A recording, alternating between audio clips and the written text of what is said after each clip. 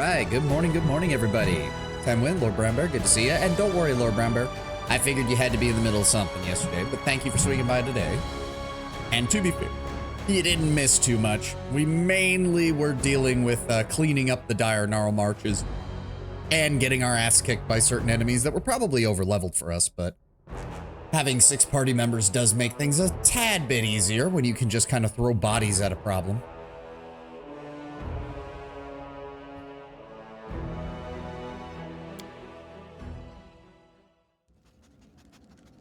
Now, oh right, we haven't even rested yet. I forgot about that. Is our Lady Daedalus working on anything right now? She is not, and we have 60,000 gold to work with. Let me see what we need to do here. I want Harim to do that once his research is done. We need to be doing a lot of these, but a lot of people are doing events right now. And I want to always make sure that my guy is crafting items while we're waiting on these, because otherwise we're just wasting time. So I think what we'll start with is Lady Daedalus. Let me see here. I'm thinking... Already got that. They're going to get rested. I don't have time to deal with leveling people up. Let's see here. Belt of incredible dexterity. So he's sitting at a 24 for dexterity, which gets him a +8, right? No, +7? Yes, +7. Which means... nothing that we can really do there. We gave him a +3 enhancement bonus there. I am sitting on a +4 alluring charisma bonus there.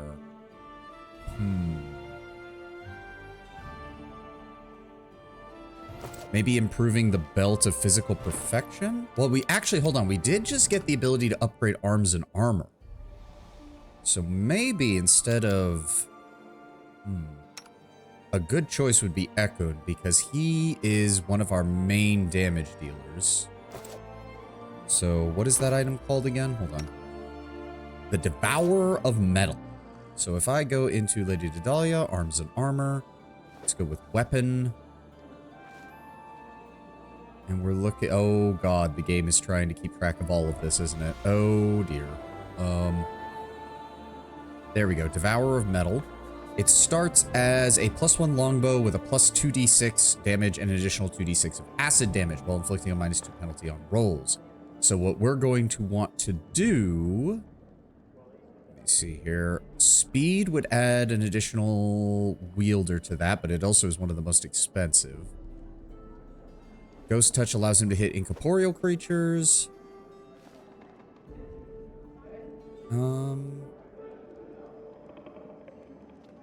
Bane, Shock.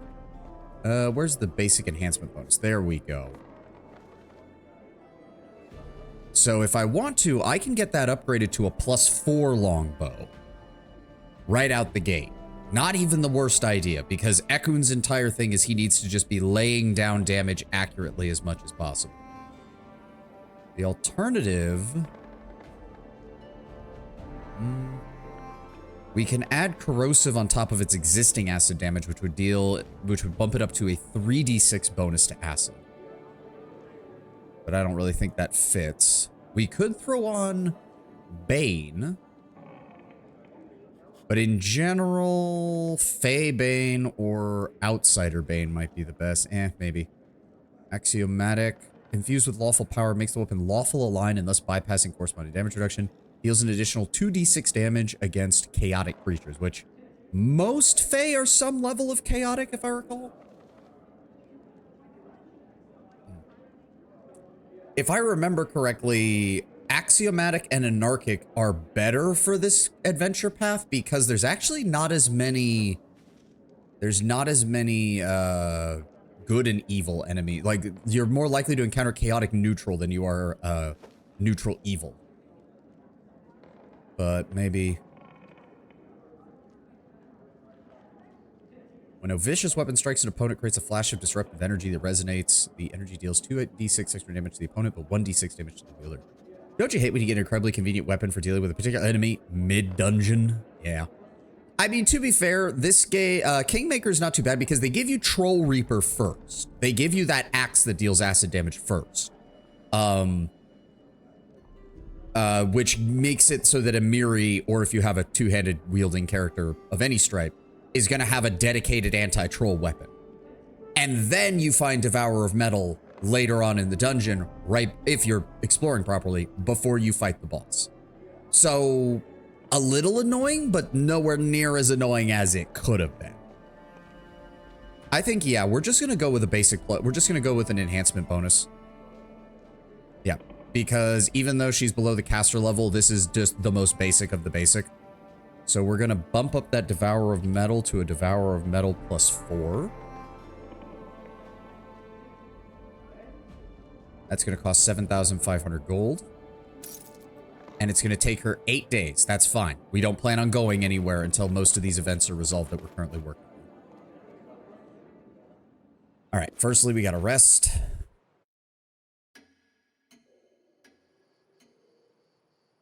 Mostly my autism. Never realized I could have a mirror use a weapon besides a bastard sword. Yeah. I'll be honest, when I first played this game, I was like, well, it's her signature weapon, so why wouldn't I use it? And then I very rapidly learned, okay, oversized bastard sword is not worth it 90% of the time because she's going to miss too much until you get her everything else leveled up. All right, so the Devourer of Metal is being built. It's going to take another, yeah, about 7 days most likely. So let's get some events taken care of. 7 days until they're done, 11 days till they're done. So let's go with the General's Endeavors. That's going to take 7 days. That'll get our military ranked up. All right, start project. Okay, 6th of Rova. There we go. Military rank 3. All regent issues are now solved with a +1 bonus. Good. Strengthen Casil's skills as a general. The advisor learns nuances of their crafts more efficient at their post. Oh, wait. I mean, I'm assuming that this just improves her, even though I don't... I've seen this bug before when I last played, where it just uses whatever it thinks you should be using in that role with the... It puts, like, the default person who's supposed to be in that role, even if you pick somebody else. Does require 100... Requires 100 BP and 10 days to solve. We've received a letter from Mager Varn. Oh, I need to make sure to do the DLC before we continue into, too far into Act 3 and 4. This is what you have to do for NPC advisors because you can't level them up. Ah, okay. Harim is still working on that, but we have time. We have time. We have a letter from Mager Varn. Go to the throne. Great news, Your Grace. Magar Varn, Lord of Varnhold, wants to form an alliance with you and establish a trade route between your baronies. Here is Lord Varn's letter. See for yourself. To my most honorable Baron Terendil, this is Magar Varn, ruler of the neighboring city of Varnhold, writing. You might remember meeting me at the reception. Our encounter had a powerful effect on me. You are a brave warrior and a wise ruler, which is why I hope to enlist your support in the future and form a firm friendship. No matter what the gods or the sword lords have contributed to us being neighbors, I believe that our alliance will be as steadfast as a rock. To signify this formation of our alliance, I invite you to visit Varnhold and see for yourself that my intentions are good. The city is still young, but we have a lot to show our guests. Our cellars are full of wine barrels, and our storehouses of grain are full of grain and cheese. 'Tis an easy city to reach. The path to Varnhold lies to the east, past Lake Silverstep and over the ridge of the Tors of the Lebanese. Hard to get lost in these parts. Whether you accept my invitation or not, I ask of you one thing. Please consider building a route and developing the trade between our lands. I am convinced that the both of us can only benefit from such a union. I anxiously await your visit. Respectfully yours, Baron Mager Varn. So they renamed half-elves and half-orcs in 2nd edition to have a culturally specific name. Looking at it, half-orcs are called the Dromar now. Given the fact that if I recall correctly from my Galarian lore, both elves and orcs, they're like a monocultured species, essentially. Like, all elves came from Kionin. All orcs came from, like, a specific place. So it would kind of make sense for them to have that. I think, in a sense, half-orcs aren't universally half-breeds in Pathfinder, but it doesn't seem to have caught on. I mean, I could see it, but you'd have to... I suppose part of the problem is that most Pathfinder campaigns that I remember don't really have much of a focus on orcs. So you'd have to have a campaign that's like set around, what is it called? Bezklin or Belkson? You'd have to have a campaign that's set near there, I think, to make the term like stick for your players. Did he? Yes, they have completed crafting the Devourer of Metal. It is now the Devourer of Metal +4 and gains a +4. Oh. Okay, good. Whew. For a second there, I thought it really fucked up. Agile Raper. Wait. Keen Raper. What's the difference with Agile? With a weapon finesse bird can apply your dexterity modifier to damage rolls. Ah. So the Agile Rapier is going to deal more damage, but the Keen Rapier has way more crit range, which is actually really good. Plus, we can always add Agile onto the other one once we've got it. I'd rather have the Keen Rapier on her. Failing that, I'd like to get her Scythe much higher. Belkson, yes. There's an adventure path Giant Hunter that begins in Belkson as in a half-orc human settlement that's a fringe of the nation. But the AP is called Giant Hunter, not Orc Hunter. Yeah. Also, before we go enchanting more shit, we need to go dump this crud out of our inventory. Do you have anything? Nope. Shards of an Ancient Relic. Nope. Alright. We got a long way to go before we get those, but we need to go dump off... Oh, wait. Why is it taking us directly to the tavern? Wait, what? Oh, soon after returning to the city, you realize Valerie's not at her usual post. Asking a series of servants and guards, you find your way to the tavern, where you find the girl with a glass of wine. Do you need something? Terendil. She looks up at you surprised and seems to blush a little. I'm surprised. You're usually so dutiful and constantly on patrol, I couldn't find you anywhere. Truth be told, that was the plan. Sometimes I need to be alone. But I don't mind drinking with you. Since you found me. There is an orc campaign in 2nd edition, but it's centered around Belkson trying to form an alliance with other nations in response to an undead nation springing up adjacent to it. But again, that's from the perspective of humans. Well, I mean, that would be a slightly better one, unless you're saying that the name Dromar didn't come from the orcs, in which case it would be a bit awkward. Would you mind if I joined you? Valerie scoots over, giving you some space near the bar. You take an empty stool and order a drink. For a few minutes, there's a tense silence between the two of you, and the girl slowly sips her drink. Must admit, it's strange seeing you here with wine in hand. Like a mere mortal. Is that what you mean? Valerie scoffs and sips from the glass. I have rough days too. Days when I prefer to hide from prying looks and just be alone. Well, nonetheless, you'll forgive me if I'm a bit of a chatty person. I don't like sitting in silence. How have things been since we returned to the capital? Unusual. But I'll get used to it. She gives you a thin smile, running her finger along the rim of the glass. Do you regret anything that happened at the trading post with the Shellens? Oh, Fredero got what he wanted. A duel. I have nothing to regret. She scoffs, studying the contents of her glass. I've noticed that you haven't gotten that scar looked at yet. So, does it change anything? Did my sword arm fall off? Or all my fencing knowledge, did it fell out of my head? The Hawkward half-smile turns into a bit of a sneer. Oh no, our beautiful Valerie has stopped being such a beauty. Her wonderful face is ruined. It must mean there's something wrong with her. I have to say, I want to scream at everyone who keeps looking at me with terror and regret. Where has your adoration and veneration gone? Vanished with one swing of a sword. See, again, this is what I'm saying. Even if they were going to make her look fairly plain, I think her being an Aasimar would have worked better. Especially from the veneration angle. It would be strange to expect anything else from you. You, just like the rest of my admirers, now consider me, how should I put it, damaged goods. Well, where are your compliments now? Do you like this, Valerie?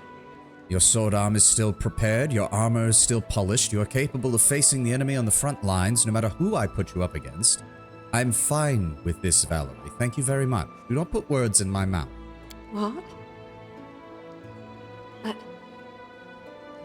You are my friend and my companion. Your beauty had nothing to do with it. I merely made an observation in the past.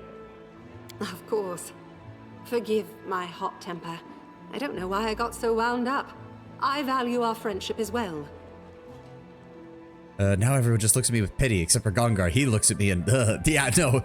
Ragongar would unironically be the kind to walk up to her after she got back and be like, holy fuck, you look way hotter with a scar. Like, just, Ragongar would just be like, yep, I'm into it. I think I've had enough for today. Both wine and honesty. Please don't worry about my ability to serve you. I've vowed to fight shoulder to shoulder with you, and I'll not break it. Thank you, Val. That's most appreciated.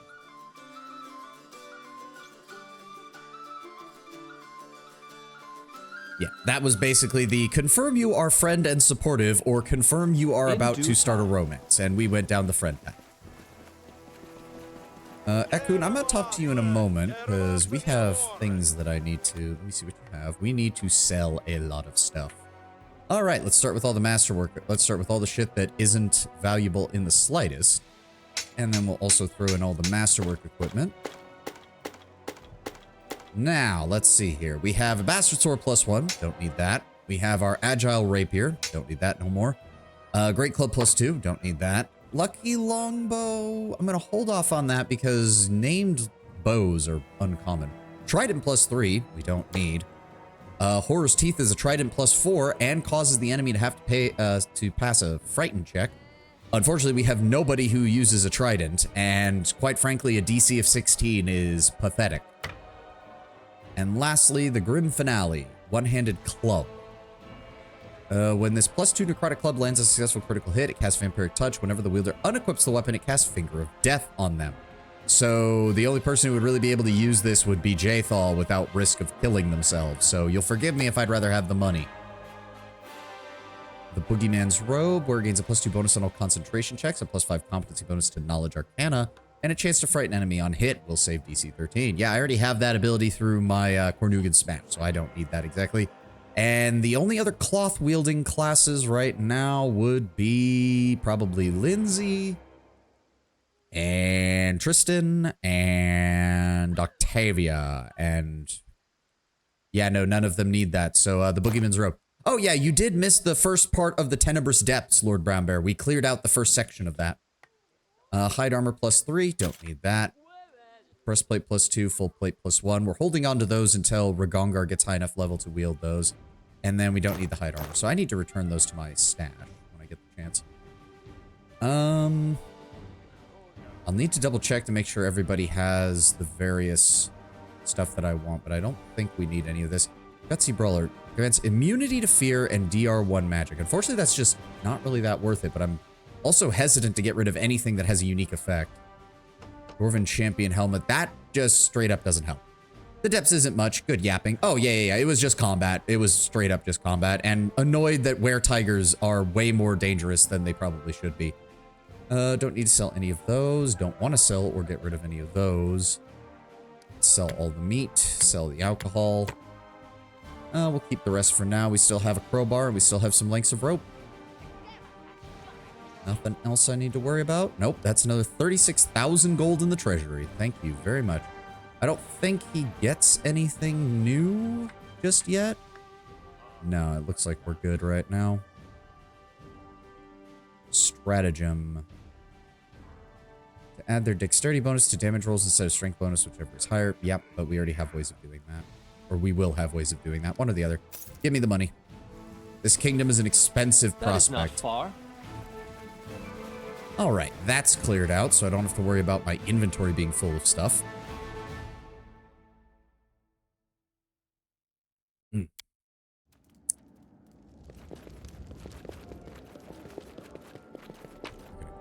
Here. Let's go ahead and drop these off so we're not carrying all this extra weight.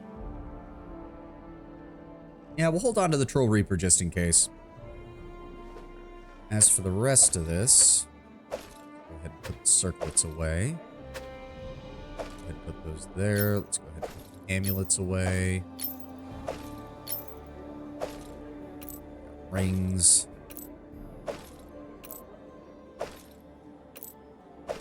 Belts. And cloaks. Bracers. got our points. There we go. That reduces. Let's go ahead and put that in there for right now. Keep in mind that lycanthrope transformations act more like second edition polymorphing, where it'll match either the ability score of the animal the werewolf is based on, or yours with a +2 bonus to strength. Yeah.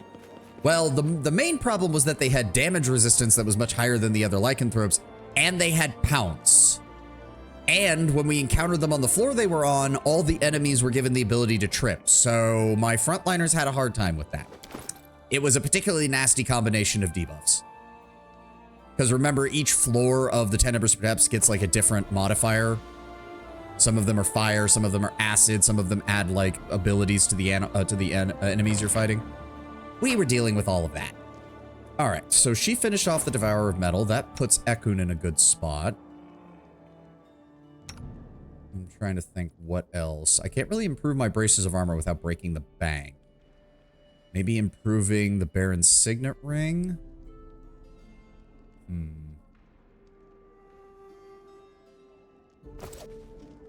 I wonder. Hold on. Lady Daedalus, craft magic item. No, they definitely count as... Oh, I definitely should probably increase. So hold on. Ancestral Dwarven Shield. Wait. Hold on. That's what... Hold on. Yes. Okay, that's what she's wielding. So if needs be... It shouldn't be higher per se, but afflicted lycanthropes have DR5, while natural lycanthropes have DR10. Yeah, I think it was the DR10 thing that caused me problems. Maegor Varn, we need to set up a trade settlement. See, look at that. +2 BP per week for only 75 building points. So much nicer. As soon as our treasurer... So we got 1 day until that's done. We also need to deal with this as soon as Harem is done, which is going to be in 4 days. We also need to support Valerie's stuff so that we can get that higher.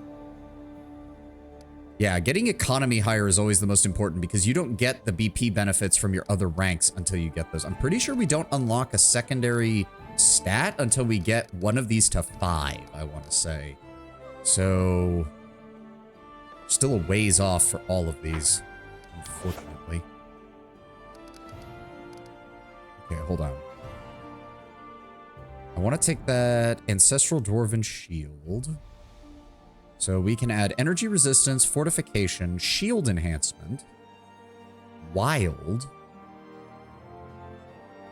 Ability preserves his armor bonus. Oh, while in wild shape. Okay. And the ability to cast spells, obviously.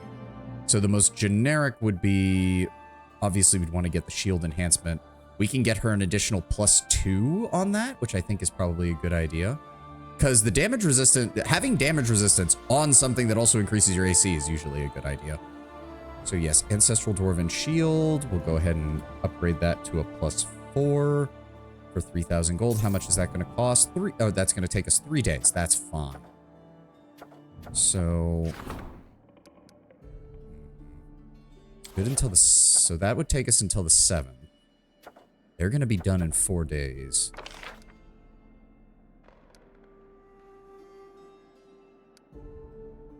So if I'm not using Casil, this is just worthless. There's no point in doing this. It's just 100 BP down the drain. Because I'm not going to be using Casil. Oh, we've got to support the high... Oh my god, there's so much shit we have to do.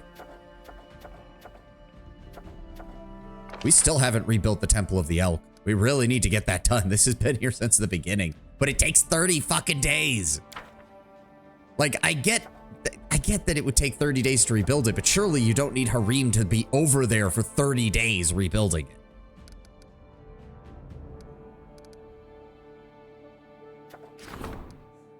Okay, so I think timing-wise we should still be fine. Because it's going to take 4 days to do that. So yes, what I want to do is get... Let's get another stat bonus. This is going to get our community up to rank 3.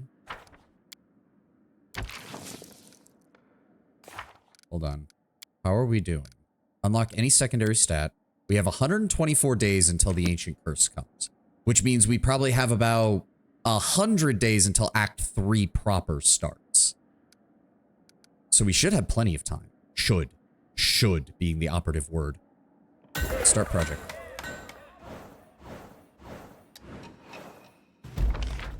There we go, rank 3. The Eldori have accepted our apologies and officially allowed Olog to become part of the barony. Relations +3. There we go. It seems the Bald Hilltop is indeed cursed from ancient times. This happened when dark rituals and powers whose names are long forgotten held sway over this domain. Wait. Yeah. The curse remains active even today. It withers any plants that would grow in the soil and makes the very air around the place heavy and full of sorrow. However, the curse's target is just a small patch of land at the very top of the hill. It's unlikely that the curse caused any of the attacks on the barony. Interesting. Oh, good. And now we can also claim the Northern Gnarl Marches. Well, I mainly want the calm lands right now. We do have enough money for that. Please, am I going to have to stay here for 7 days to get that resolved? Because if, hold on, before we, oh, people have begun to disappear from our northern holdings. One of the missing was found in the forest. She escaped from a gang of half-orc slavers from the hold of Belkson. The roving camp must be tracked down and wiped out.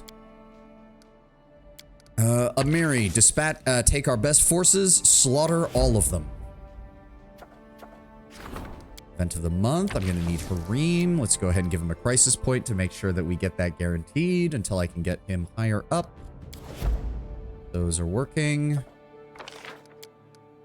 Jubilost, I would like you to get that started. 75 BP, we'll make that back very quickly. Start project. Plus 4 BP per week, but it costs 500 up front. That's a bit of an annoyance. We can't do anything else. Wait. Yeah, no. We can't do anything else. Straight out of Belkson. Yeah, unfortunately. All right, let's see if there's any events that pop up, and we also need to see about...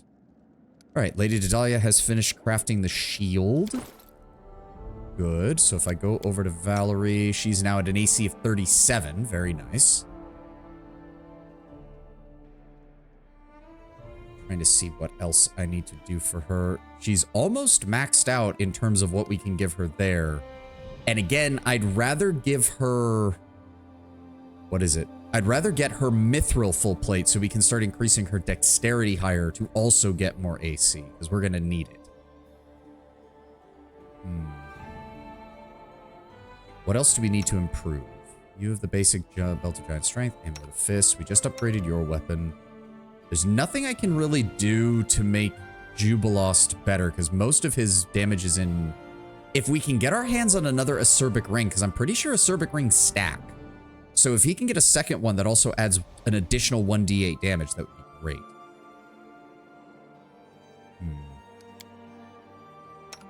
Tristan's headband of positive channeling. That might not be the worst idea to improve. How my half-orc would describe orcs. The orcs of Belkson possess innovation in precisely 3 areas: making weapons, breeding, and slaving. Yeah, that sounds about right. So I think...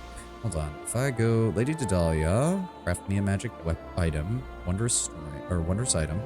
Give me helmet. Where is Tristan's headband of positive channeling? Is there a way to... Yes, it already has that, so we can't actually improve it any further, unfortunately. The headband of alluring charisma. We do not have the ability to take it beyond a +4. Understandable. Understandable. Movement, spells per day, skill, channel energy, armor, saving throws, natural armor. I could add intelligence or wisdom to it. Wisdom would improve my saves.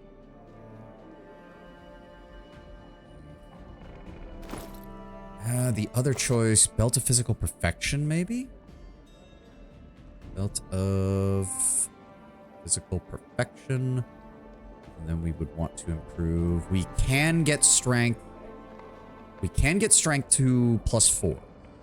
Okay, okay, that could be worthwhile. That'd be 3,000 gold to give me another point of BAB and to increase my damage by 1. Okay, but who else? Let's take a look at our main squad. Our main squad is me, Tristan, Jubilost, Ekun, the dog, Amiri, and Valerie. I'm honestly considering just... Is there anything I can do to improve Valerie's? We need more survivability for our front line because pure AC is not going to cut it. Can you... Hold on. Can you make something then? New item. Deflection is just all on its own. Energy resistance is okay, but... I mean, we can max it at... We could make a series of rings so that depending on what enemies we go up against, she'd be able to massively reduce their damage. Evasion? No, evasion just works for, shit. Evasion just affects reflex saves, doesn't it? So it makes it so that if she succeeds at a reflex save, she takes 0 damage instead of half damage. But that doesn't really help. That doesn't really help her. Because her fucking dexterity, her reflex saves are already crap. Maybe an item? Hold on. The best choice would be something like... Oh, what would it be? What would it be? Blur? Blur or displacement would be the best choice. Displacement's a level 3 spell, isn't it? Yes. Cast per day. Caster level. So she should be level 9 right now, I think. Yeah, so she can't...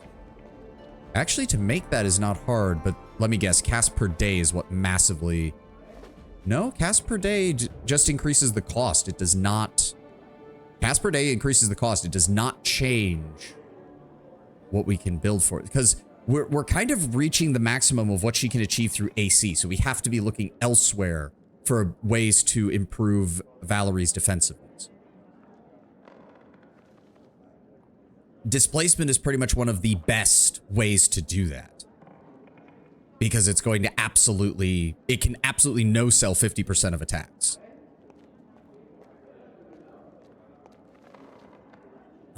So if we set that to, maybe 3 times a day at a caster level of 10, that gives us a total of 30 rounds of 50% displacement. So, Valerie's displacement ring.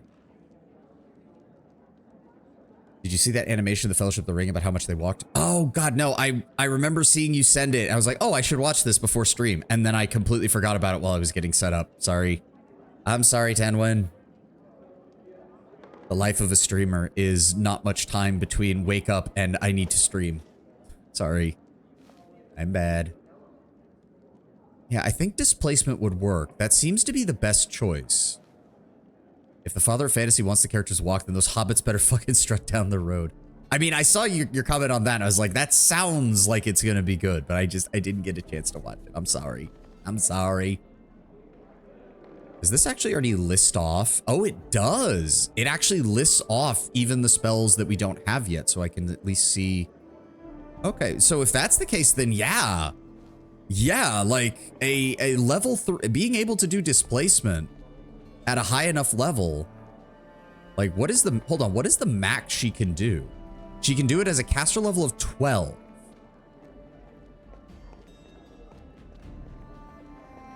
Hold on, what is the maximum? So it would be a caster level of 20 10 times per day, which is way more than you'd ever need. And that would cost 54,000 gold. Okay, that's understandable. Interesting. Caster level of 5, so... Yeah, we don't need it that many times per day. I think 3 or 5 would make the most sense.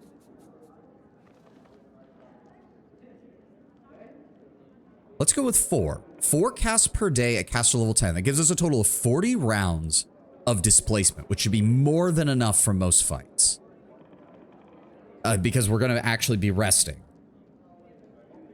Valerie's displacement ring. There we go. Go ahead and start working on that. That's going to take 5 days. Perfect. And since it's a new ring, I don't have to worry about adventuring in that time if I want to. So 5 days for you, 12 days for you, 8 days for you, which means we can't do any of these events right now. So if that's the case, we should go explore the calm lands while we have the chance. We want to get that place cleared out. We've got a couple of days to adventure. Let's go. As it should be. All right. Don't need to take any of that. Taking our usual squad.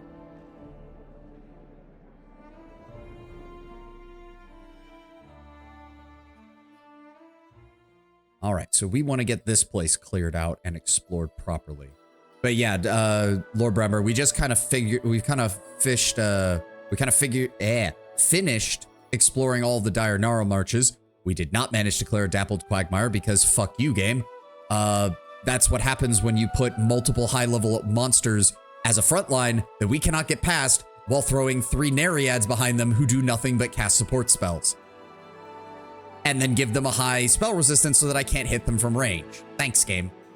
All right, but we don't have control over the Gnarl marches yet, but we have cleared out the areas. So what we want to do is come down here and start clearing out the rest of the calm lands and whatever's left of the Shrike Hills. Except for the Lonely Barrow, because, well, maybe we could try the Lonely Barrow? Those golems are still a pain in the ass, though. But I think Jubilos's ability to target, to be able to target touch AC might actually give us a way to kill them. No, these encounters could actually be quite telling as far as what is it? Oh, it's another primal fucking Manicore. Okay, well, he's gonna come at us, unfortunately. Go ahead and give me Bone Fists. Make sure the claws are out. You killed Hagruka and Tartuk? If so, I have lore drops. Please do then. We killed Hagruka first, so we did get the whole last words from Tartuk to unlock his curse research. I'm gonna have you delay until he goes. Who's he attacking? He's going after me. Of course he is. Okay, we've got a good chance of hitting him as long as his displacement doesn't work. Oh, because he has wings, so he flies, so you can't trip him. That's annoying. All right, give me 5-foot step. Back up. Go ahead and give me magic missile. Good. He does not have that high of an SR, or if he does, it doesn't matter. 5-foot step. Back up, Jubilost. Thank you. And then, if you'd be so kind, does he have any resistances? A clever ploy. Permanent blur, permanent haste. That is so annoying. Damage reduction 10, cold iron, damage reduction 10, magic. No immunities. Good. All right, just launch the fire bombs at him then. There we go. Valerie, you should be good. Let us strike as one. Oh, 0 damage. That's okay. You don't need to deal damage. I just need you to be there. And now we're all missing. Thank you, game. Didn't read Book 2 of Kingmaker, so I don't know much about the tabletop troll trouble told as it would be on the table. Ah, okay. I grant you death. Thank you, Echo. Time's not waiting. Skin it? Oh, really? So all we got was experience out of that? That's annoying. I was hoping you In get due pelt. time. Alright. Still, Manticores are actually worth quite a nice chunk of money. Or a quite nice chunk of experience. However, if Hagruka lives, he'll give you some insight on trolls, which I have memorized during my own research. Ah. Alright, that road's cleared in. I want to get the rest of this area cleared out because we actually do already have control over that. Oh, why can we not get to that? Oh. Wait, this is a scripted one? Because it doesn't give us the option to... Okay, Ferocious Wyvern. Multiple Ferocious Wyvern. Why is... Okay. You know who the biggest badass is in Lord of the Rings with balls of gold so pure it would make the dwarves of Moria jealous? All according to Oh. Oh. Goblins. Okay. It's a bunch of goblins trying to go after wyverns, which seems like a horrible idea on their part. But okay. You know what, dog? I'm just gonna have you wait because these guys are... Yeah, they're all just gonna start explode. Yeah, of course the goblins are gonna not care about friendly fire. Big shocker. Well, we get the experience from that, so... Alright, Valerie, I'm gonna need you to move up. Oh, you Do can get not close enough to falter. attack him. Okay, his AC is pretty high, though. Okay, Ekon, give me a 5-foot step. Let's go after the Cannot wyvern hide over here. from me. There we go.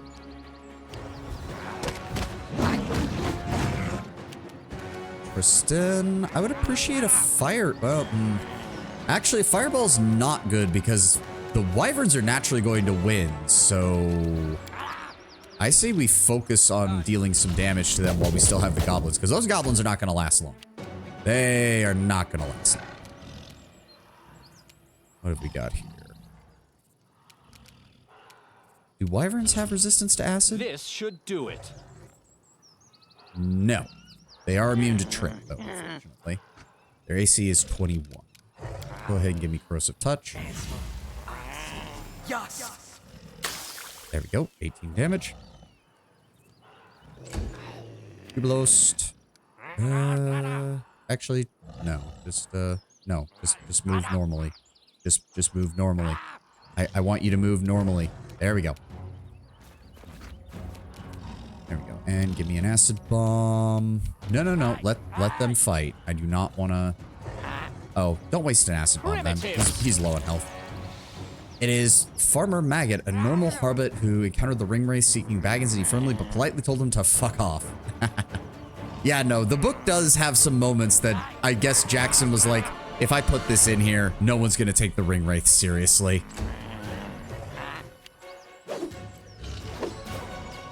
Yeah, no, these goblins are absolutely dog shit. So I'm just going to let them act as cannon fodder while we take out the wyverns from range. Yep, get fucked. The wyverns don't even do that much damage, but they get to attack a lot. Yeah, sure, blow yourself up. That's a brilliant idea. I mean, that's about on par for goblins. Okay, Ekon, give me another 5-foot step to bring you closer to the fight. Trolls are typically chaotic evil because they're wild and typically see non-trolls as meat. Borba. Yep. However, it is also facilitated by the fact that their patron deity is a demon lord, Orexel. Orexel is the demon lord of trolls, storms, and disasters. It says that he hates his own children. There's a legend that says that's why they have regeneration, so they can survive his abuse. Yet they seek his affection anyway, as better children can do. Yeah, sounds about right for them. Nowhere to run. Oh, well, he's dead.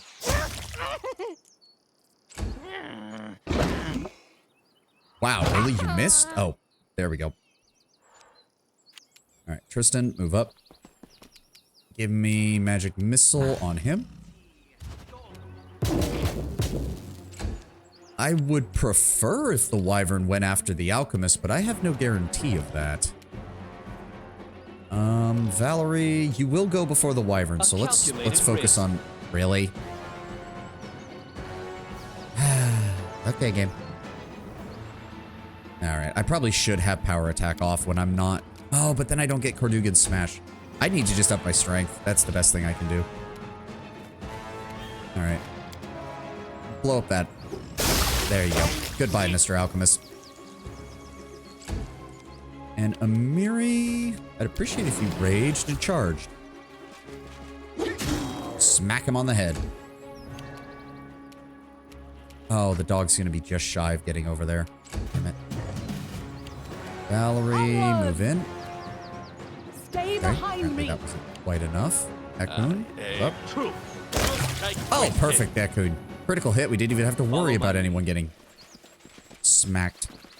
The common perception of trolls is they're violent, eat anything and anyone that gets their hands on. This is half true. They do have tremendous appetites to fuel their regeneration, but they are self-aware enough to keep this appetite in check. Trolls that are responsible for this reputation are likely exiles from the other tribes where their overeating negatively affected the tribe. Ah, okay. So basic social norms, essentially. Like, the trolls know that overeating causes problems not just with the other races, but with themselves, because if a troll is overeating, it's going to take away food from the rest of the group. So, of course, they exile the ones that overeat. Of course, being chaotic evil, they also don't give a shit that those exiled trolls then go on to harass everybody else, because why would they? Okay, Masterwork Short Sword. Masterwork Light Crossbow. At least there's a couple items that are worth it. The Wyvern meat is also worth it. And the Wyvern skin is also worth it. Thank you, game. Alright, that wasn't too bad. The Wyverns were worth a decent amount of experience, and the Goblins were basically cannon fodder.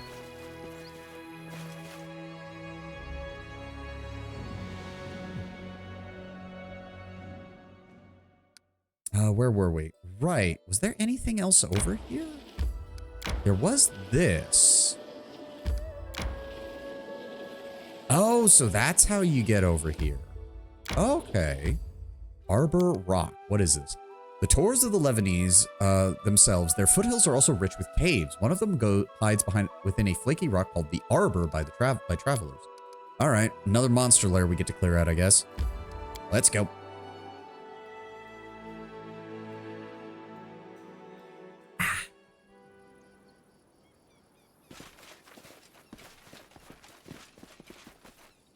Okay. As it should be. I'm gonna go ahead and just go ahead and blade tutor. Yes. And then field. And then bonus. That gets me, yeah, that gets me to a flat 30. Okay. Troll tribes often have spiritual and environmental leaders called the Furies. Troll druids in tune enough with the environment to make sure they don't desolate the food source, even knowing a fire spell or two to keep their kin in check. Oh, troll leaders, as you might imagine, are often old and strong trolls like Larguka. However, a non-human demon cultist of Urxel may also serve as a spiritual political leader for trolls, as again, Urxel himself hates trolls. Of course. Of All course. according to plan. Do we know why he hates trolls, or is it just generic, I'm a demon, so I hate you, blah? Okay, there's nothing there. In due time. What the fuck is up here? Hello? Okay, we can go inside. There's just some random loot around here and nothing much else. Follow my lead.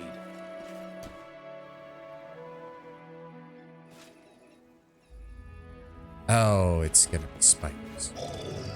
No, it's a earth elemental. That is not far. Multiple earth elementals. Big earth elementals. Okay.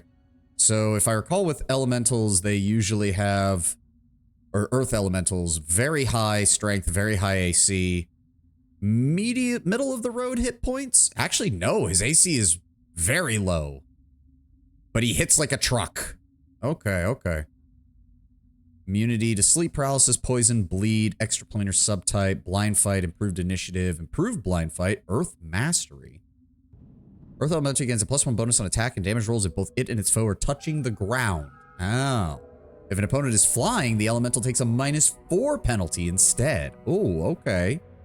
Interesting. Wait, then how? Okay, wait, hold on. Then how does that work when elementals face one another? Because that means air elementals should body earth elementals fairly easily.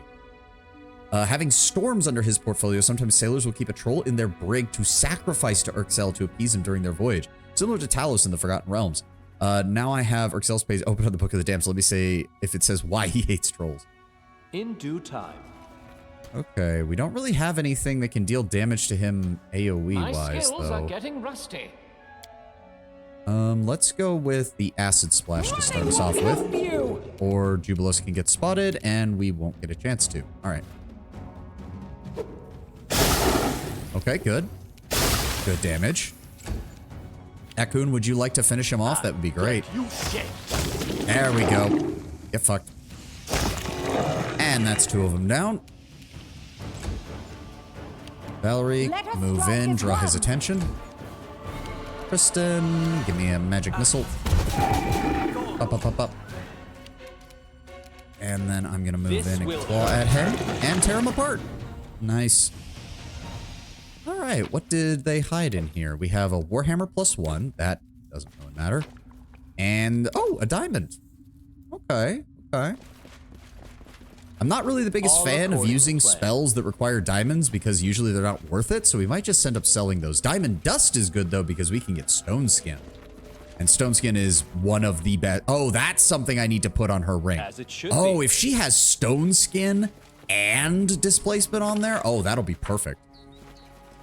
I mean, Stone Skin is not as broken as it was in 2nd edition with Baldur's Gate 1 and 2, where it just straight up ignored damage, but better than nothing. Even says his cultists are especially active in the River Kingdoms because there are so many trolls. In due time. I imagine that's got to be one of the few places where they're actually looked at somewhat fondly, because it's like, hooray, the cultists of Urxel are here. They're here to kill the trolls because they hate the trolls. As long as they're not leading them, I can imagine it'd be a case of like, okay, you're serving a demon lord, but you're willing to kill the trolls in the area, so we're willing to look away for right now. There's an ancient mine over there. We should be able to claim this. Immunity +2, thank you. And then this gets us. Should we try the Lonely Barrow again?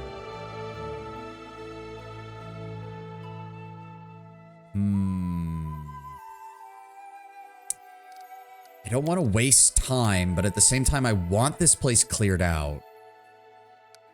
No, not yet. Not yet. So I wonder how Tolkien would have reacted to the whole Shelob sexy woman thing. Given that he was an early 1900s gentleman of the British Empire, I think he would think it was scandalous in the extreme. Like, Tenwin, come on. Like, this is the guy who...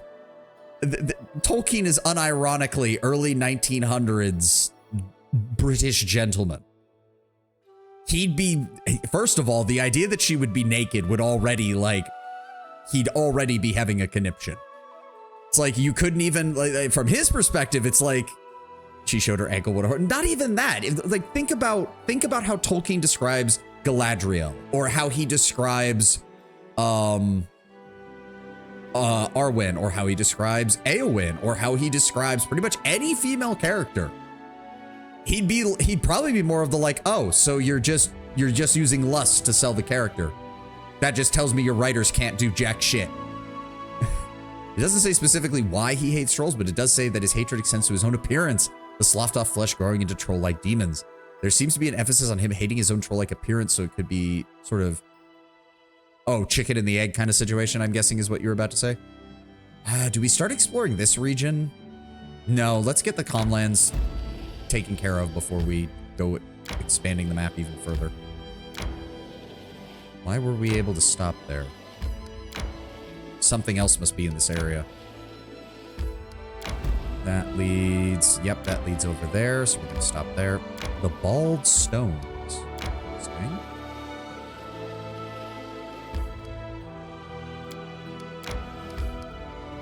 His reaction to the Rings of Power would be funny. Oh, he would hate that.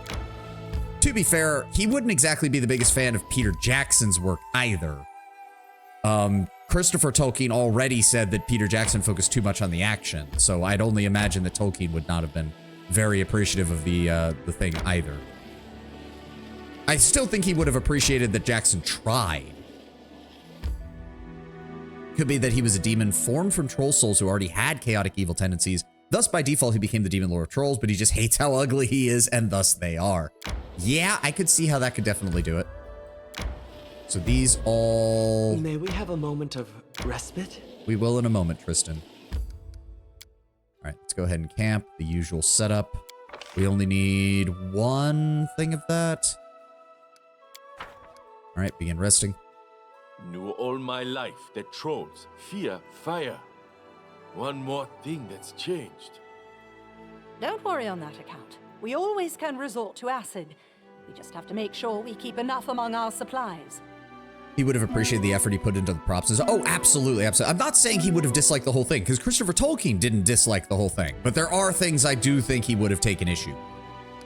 Again, I preface this because some people hear it and they're just like, why would he not like the action scenes?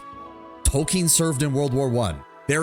He would have despised all action movies. I'm pretty sure. He would have disliked all of them. It doesn't matter that it was his work. I don't think he was a fan of any violent scenes in movies.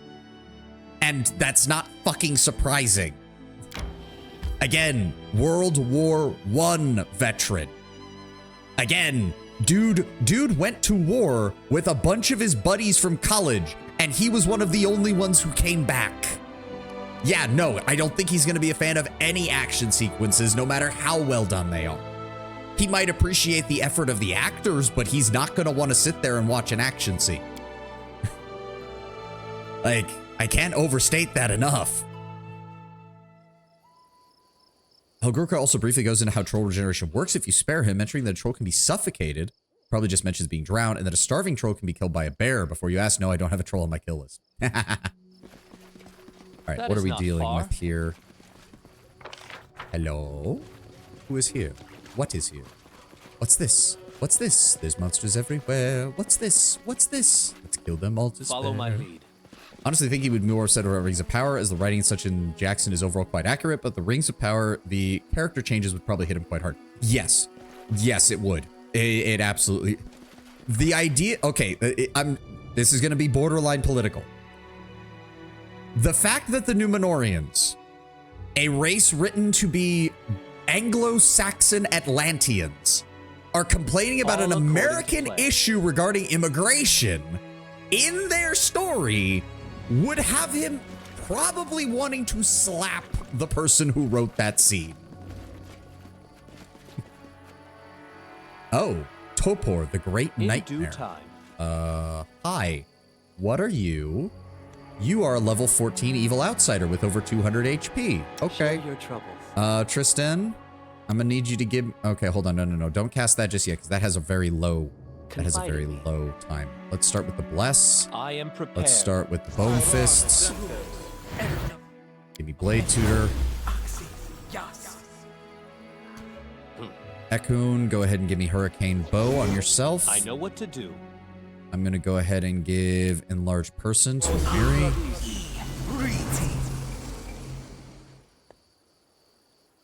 How close is he gonna get? Don't hesitate. Valerie, go ahead and give me Blessed Weapon on yourself, please. Be amusing too, because who are you to argue against the father of fantasy? Yeah. Oh, he would have words for J.R.R. Martin. After all the shit talk that Martin has done over the years regarding Tolkien, like, some of it's deserved, don't get me wrong. Martin points out legitimate flaws with how Tolkien wrote. But he's also just kind of been the anti-Tolkien guy for the better part of 3 decades now. Oh, he would have words for Martin. There's a reason Epic Rap Battles of History did an episode on the two of them. All right, I'm going to run to the restroom real fast while the ad's playing. We'll be right back to deal with this demon horse.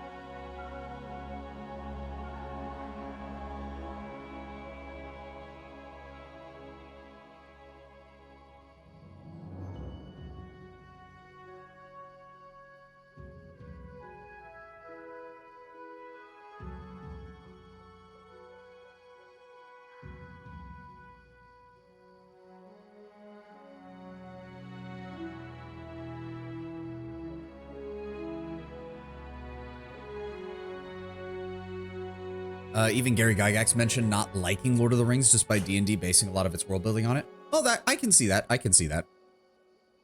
And to be fair, I also think, though, that Gary Gygax even... Like, I'd have to go back and see what he actually said about Tolkien, because I did not know that he actually made statements on that.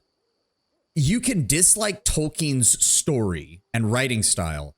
You straight up cannot, and I do mean this in a almost as close to objective as I can get it, you cannot diss his world building. Man quite literally wrote entire languages. And then, this is the part people get wrong. They think, oh, he was world building and made the languages. No, he made the languages and then tried to come up with a setting where it would make sense where those languages would be used. The man was insane. Like, there's a reason people make jokes that Tolkien must have been a dungeon master. Because he's like, this man is too obsessed with his world building. This man is too obsessed with his world building. I mean, it's to our benefit. The Silmarillion is still like the gold standard as far as like, here is a entire universe being built from the ground up. A D&D campaign run by Tolkien would be insane. Oh, absolutely. Absolutely. As it should be. All right. Do we need anything else? I am yours think to we command. Need anything else. Ready for anything. Just to be safe, it'd definitely be more of a social campaign. Oh, absolutely. Like, combat would happen, but Tolkien would not be one of those people to be like, you tear the orc's head off with your bare hands and throw it before the enemy. No, he'd be like, yeah, you rolled, you hit, it's dead. Like he would just try to speed run past the combat. No, Tyler. Don't forget, even in the Lord of the Rings books, he never shied away from showing that violence was happening. He just never reveled or enjoyed those scenes. And it was very obvious whenever he was writing them that he tried to have it so that the characters were keeping their mind on other things rather than just combat. I'm going to throw displacement on Valerie. There we go. And Ekun, open fire.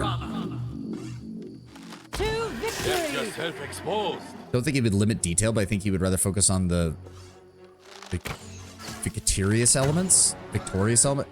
Well, I mean, he's not going to... Hold on, what? I don't think he would limit detail, but he would rather focus on the victorious element. What? I'm confused. I'm not following your line of thought there, Kenwin. Also, did we hit this thing? Yes, we did. Okay. I'm gonna take a 5-foot step this way, and we'll just throw some magic missiles at him. Like, you defeat the orc standing tall before. Yes, he would be much more of... He would not... For one thing, he would not allow evil party members. If he understood the alignment system, he would just be one of those Gygax purists who's just like, you don't have evil party members. That just doesn't happen. Amiri, just go ahead and rage. There we go. Good. Okay, we might actually kill this guy before he can even react, which is fine by me. Oh, okay. You failed to overcome the spell resistance. That's unfortunate. Jubilos, just move up. Valerie, need you to get between her and them. Dog, move out to the flank. Oh, yeah, he won the initiative. Oh, he's moving past and hitting Jubilos of all people. Really? 14d8. Holy crap. Ekun, kill that thing, please. From me. Thank you for the 240 experience. So, any brilliant ideas? Yes, heal yourself, Jubilos. Thank you. Physician, heal thyself, quite That literally. is not far. One thing I learned recently that made me mad, you know, Subnautica, apparently the dev is pacifist, so despite the existence of hostile mobs, combat is hopelessly inconvenient, which to me seems a little silly for a survival. I mean, to a certain extent, I've seen some of the monsters in Subnautica. To be very honest, short of building a nuclear-powered submarine, you shouldn't have the ability to fight them. Like, that's just... And if I recall correctly, you're just a normal person who's got stranded on the planet, so it's not like you have combat training or military engineering training. So, like, if he wants to go that direction, I'm not exactly... All according to plan. I don't know. I'm not exactly against it. I don't know. I don't know what the mechanics are for combat in Subnautica to begin with, so you're barking up the wrong tree there. This is a good campaign. Neutral at worst. No evil characters. Oh, absolutely. Absolutely. Tolkien would be a purist in that regard. He would... It wouldn't even be a contest. He'd just be like, nope. He'd be like, the point of heroes is to resist temptation and resist the fall to evil. That's what you're trying to be. Don't try to be an edgelord. Not against combat is a bad idea in a game, but my knee-jerk reaction to hearing the reasoning being the dev is a pacifist is to be mad about it. That's because pacifism is largely a... what is it? There's a word for it. It's a luxury value. That's it. You're allowed to be pacifist because many other people in this world are not pacifists and are making sure that the world is safe enough for people like you. At least for ardent pacifists. There's a very large gradient of pacifism, Lord Brownbear.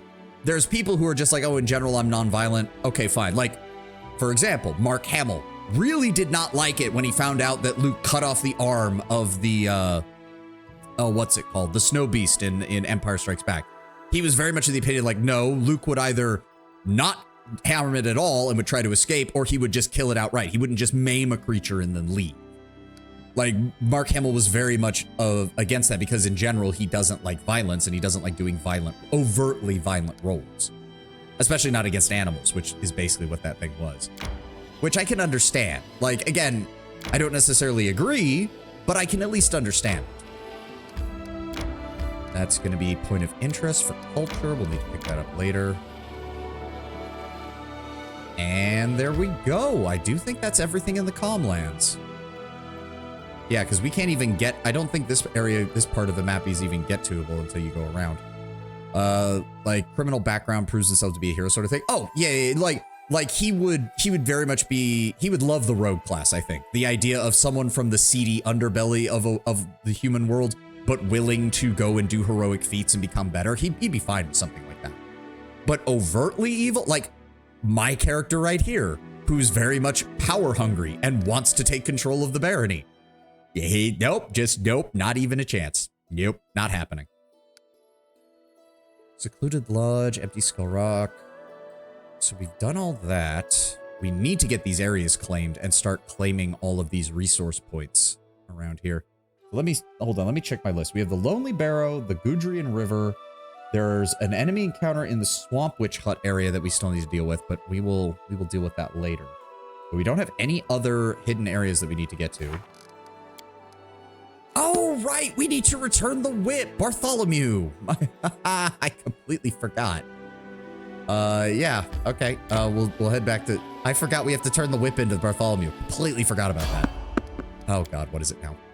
I actually spoke to a friend about his character idea for a game I was trying to write. He wanted to be a paladin initially, but the place the game takes place in has a lot of moral gray areas. I wanted players to feel at least tempted to dip into the evil temptations, a la the tadpoles in Baldur's Gate 3. Yeah, but when the situation is fictional, it's very easy to say no to temptation. So I encouraged him to take the vigilante class instead to be more flexible.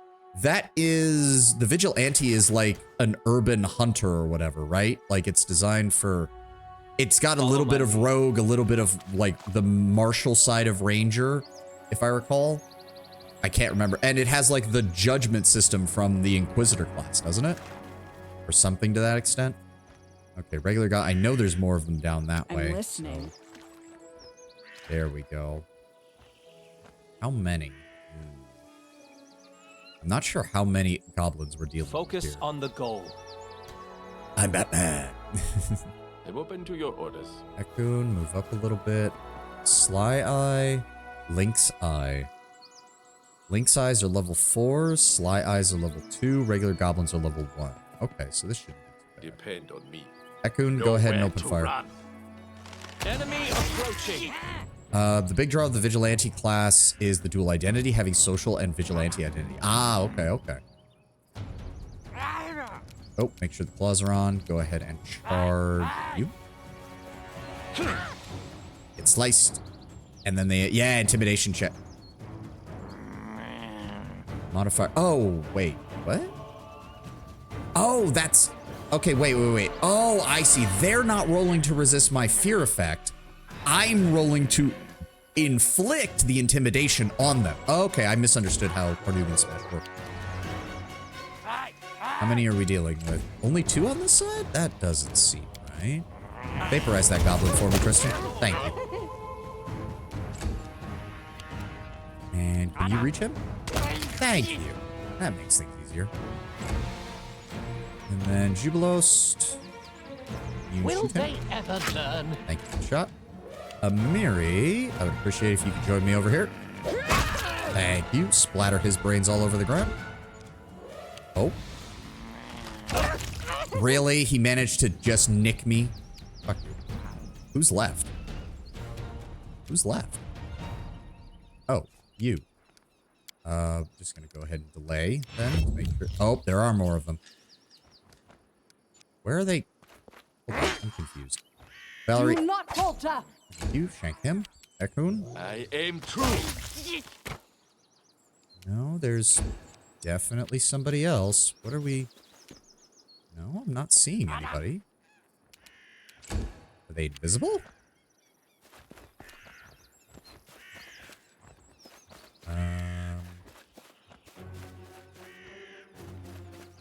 Hello? What am I missing here? Oh god, he is invisible, isn't he? Wait, what? Goblin Sly attacks Amiri with short bow. Oh, he's down here. A fine use of my talent. Thank you, Jubilost. That's still not all of them. What? Oh, you son of a... Okay, so they were completely stealth. You son of a bitch. Well, you can't reach him. I grant your death. There we go. Regular goblins were managing to avoid our perception checks the entire time. No, they're regular. He doesn't even have decent gear. What about you? Short bows and daggers? Ugh. Worthless. Bulk gear to be deposited at the main... back in the city. Really? Not even masterwork? Like short bows? Not even the 50 gold versions? Short bow, dagger, short bow, short sword. Wow, nothing. Like 100+ pounds of gear and it's all worthless. As it should be. But I'll be damned if I leave any of the loot behind. A lot of the vigilante archetypes play around with one of the options, but they keep the dual identity at its core. Basically, the social identity gets a non-combat abilities, and the vigilante identity gets combat abilities. The class gets some critique for allowing player to do a lot of stuff on their own, so I'm calling it a solo class. I played it in a campaign with them twice, the latter having 2 of them. I can tell you, in the latter case, I remember their vigilante identity. In the former case, I literally never learned he was a vigilante until the end. He tried to tell me, but his friend of mine tells jokes and trolls with the same cadence. He asks you to pass the salt, I'm guessing.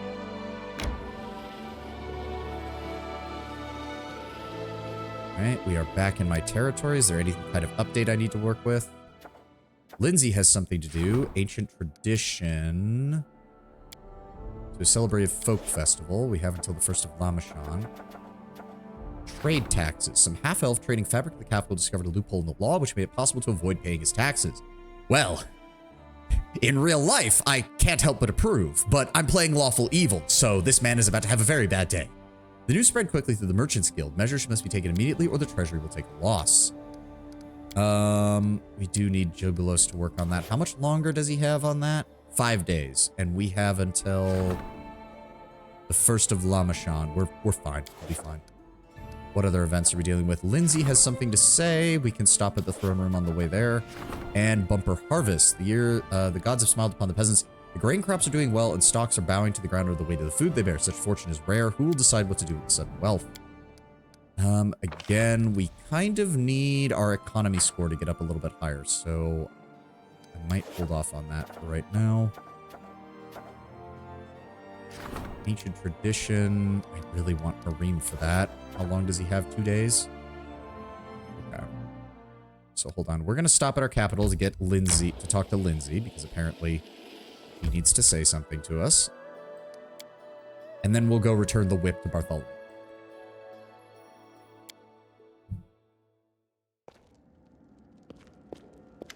Oh. Bad news, Your Grace. There's a thief within your close circle. A significant shortage has been discovered within the treasury. An investigation is already underway, and the guilty party will soon be brought before you for judgment. All right. Lindsay was skimming funds in order to pay for equipment. I think I might know something about this sad, shocking, most shocking event. Could we talk about it one-on-one, maybe? I'll be at the inn.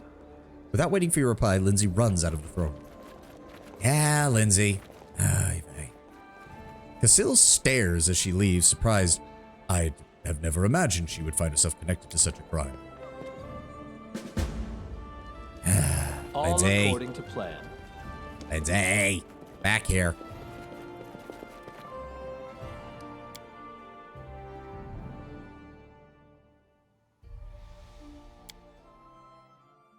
It also occurs to me, I don't remember when we get the ability to unlock upgrading our cities. Lindsay shuffles nervously, fidgeting with quill in hand, and turns a bright red. So, about the embezzlement, stares silently. Oh, don't look at me like that. I feel like a fish out of water. Yes, it was me, okay? I took the money from the treasury. Please don't be mad, I can explain. You see, I've always dreamed of owning my own printing house, so I could print whatever books I want. And then I found out there was a printing press being sold for cheap in Brevoy, and, well, I couldn't resist. Lindsay made an oopsie, forgot this is a kingdom and not an adventuring party. Yes.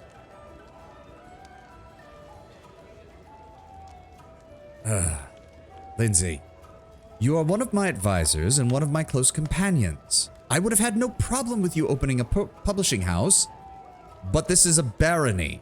You need to actually be asking for this. Our funds are not just the adventuring party funds. They are the funds of the entire nation. And this is not cheap. Do you have any idea how much money I have to spend just to get us a hold of the Comlands that is right next door to this fucking place? No more surprises. I want your word on that. Thank you. Thank you. You have my word. It won't happen again. There is one other problem, though. The press should have already been here, but it's not. And I'm afraid that with our roads and the seeming menagerie that roams them, it might have ended up vanishing into thin air. We could go check. It was supposed to be coming through the old road in the Gnarl Marches. I will be damned if I let your investment go to waste, because it's my money. We'll go find it. Just don't leave without me, please. Does it actually tell me where to go find it?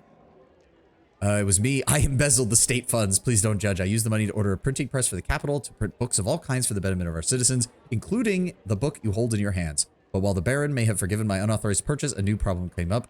The press did not make it to the capital. It's stuck somewhere in the muddy roads of the Gnarl Marches. Miri, do you have any updates? No. Okay. I don't think anybody else hangs out in here. No. Do we want to leave? Yeah, let's just go. Oh, I have to. Fine. Let's just take Lindsay and leave Tristan for right now. Oh god, that means I have to level her up. Fuck! Alright, fine. Lindsay, fine. What level are you at? Level 8? Alright, hold on. Let me pull up your build. Lindsay, level 8. Additional charisma point and grab the confusion spell is what they suggest. Alright. More charisma. Why can't her mobility go? Wait, what? How did her mobility get to 8 if we're already... Oh, whatever.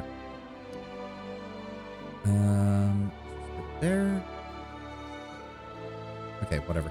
We'll also grab religion and... Trickery stuff. No. Yeah, just keep pumping lore religion. Let's just get all of that sorted. And then they recommend Confusion as a level 3 spell. And she also gets the Dirge of Doom. A bard of 8th level or higher can use his performance to foster a sense of growing dread, causing them to become shaken. And enemies will be within 30 feet and be able to see and hear the bard's performance. Oh, they don't get a saving throw? Okay, that's actually pretty good. Am I reading that right? Yeah. No saving throw, just inflict shaken on the enemy. En masse. Not bad. Not bad. All right, level 9, grab Spell Penetration and Dispel Magic. There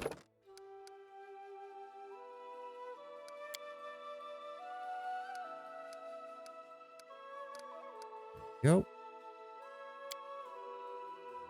Where is it? Spell Penetration. What does this do? You and your allies gain the benefit of haste while you maintain this masterpiece. Accept the bonus to AC and on attack rolls and reflex saves is 1/5 of your bard level. Oh, so that improves. Allies must be within 50 feet. When you cease the performance, any creatures that receive the benefit must succeed at a fortitude save or be fatigued for twice as many rounds as they were affected. Okay. You take a -2 penalty on melee attack rolls and combat maneuver checks, and you must make a concentration check to cast any spell, but you gain a +2 dodge bonus to your armor class. You have 8 bard levels, and every 4 levels thereafter, the penalty increases by -1 and the dodge bonus increases by 1. Okay, so that's for like a melee tank bard. Increases the affected target's base land speed by 10 feet for 1 hour. Okay. Well, we're still getting spell penetration though, because that's still really, really useful. Where's it at? Where it at? Where it at? Where it at? Spell penetration. There we go. And then they recommend grabbing Dispel Magic. Understandable. And she also got Inspire Greatness. Creature inspired with greatness gains 2 bonus D10 hit dice, commensurate number of temporary hit points, apply the Constitution monitor, a +2 competency bonus on attack rolls, and a +1 competency bonus on fortitude saves. Very nice. All right, that's taken care of. Why are you still popping up with a red mark? Oh, because Lindsay talked to us. There we go. Done. Dirge of Doom has a hard set radius, while most performances is just as far as you can perceive the performance. Ah, that's more relevant on tabletop than it is in CRPG. But yes, I get your meaning. Still, Shaken with no will save is not bad. There are a lot of enemies that are immune to Shaken, but there's also a lot of enemies that get fucked over by Shaken. A straight -2 to pretty much everything a person does is still pretty good as an ability. In due time. Right, so this whole area should be clear now because we don't have to deal with... Yeah, we already cleared all this area out. Bartholomew, my friend, I have retrieved your whip and I have saved my barony. Please don't leave. You're the only lawful evil person who seems somewhat competent in my kingdom.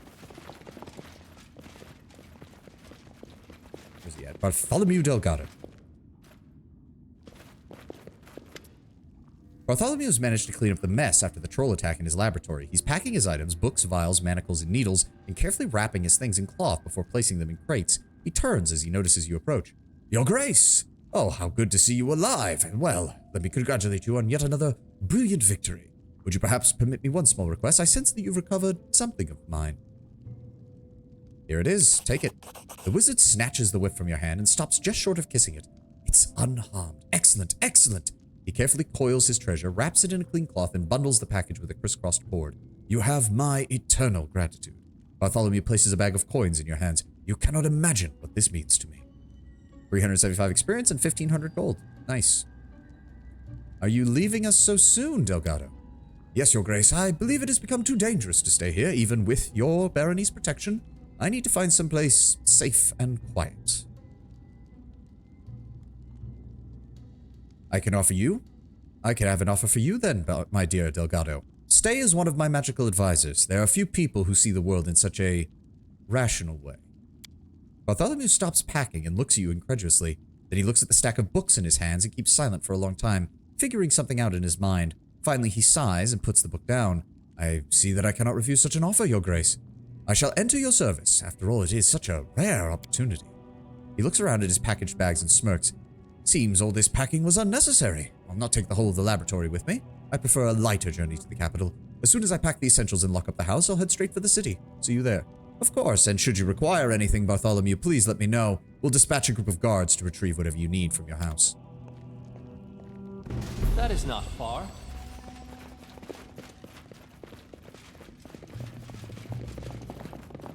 Okay, now the question is, where the hell is this printing press? I can't remember if it's just a random event, or if you have to go to a specific location and find it.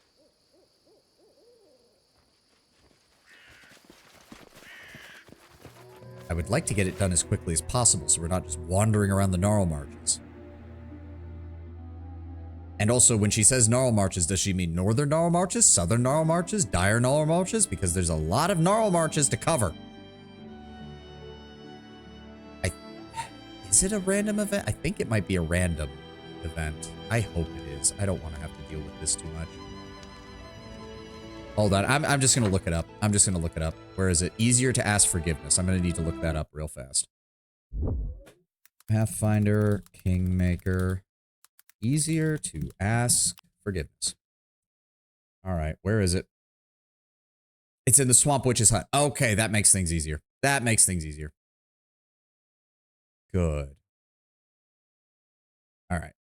Perfect. I'm glad I looked that up. I would have been wandering around and I would have not even thought to go back there.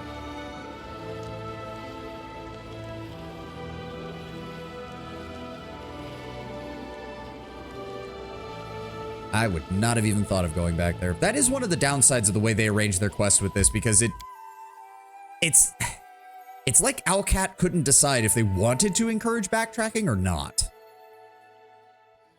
It's the same thing with some areas like the one we're in, where like, oh, there's a group of enraged owlbears over here that are literally twice as high level as anything you're going to encounter in the Southern Gnarl Marches. I swear, when you do a school quiz, you get one. Almost feels worse if you got wrong. Apology of these weekly quizzes to keep up to date, and so the teacher knows what to go over. And the last one that I just did had 5 questions. I got 4, 6, 7 right because I put a... What? that I did have 5 questions.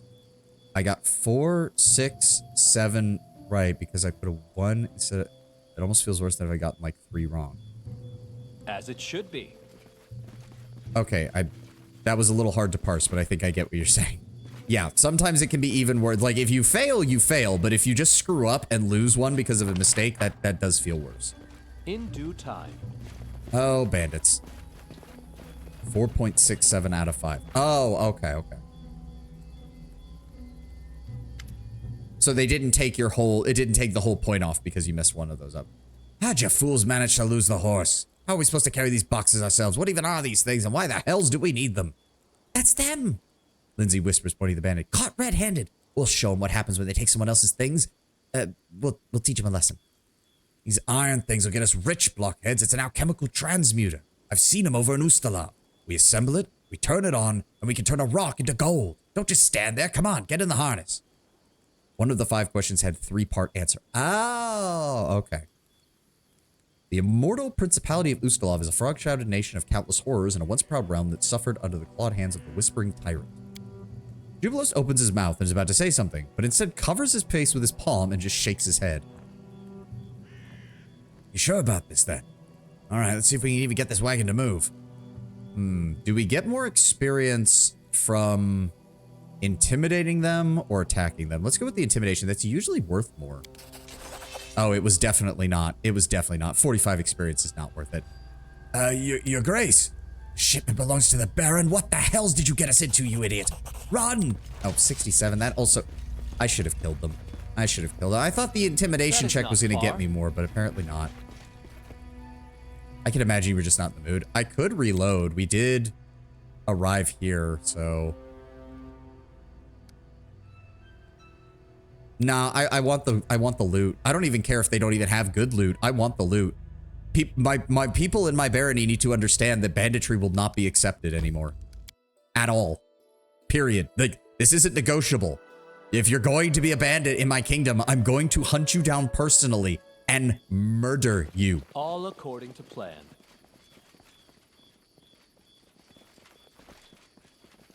Right, where is it? So, right about there. I am prepared. I was about to say experience isn't that valuable, but it's the loot that I can't dissuade. Yeah, no, you're not going to be able to dissuade me. I don't even care if it's junk loot. But if they have even, let me put it to you this way, Lord Bremer. We only got about, what, 100 experience out of that? If they give me more than a combined 100 experience and even a single masterwork weapon, it's worth it. Oh, make sure I have my claws on. Focus on the goal. In due time.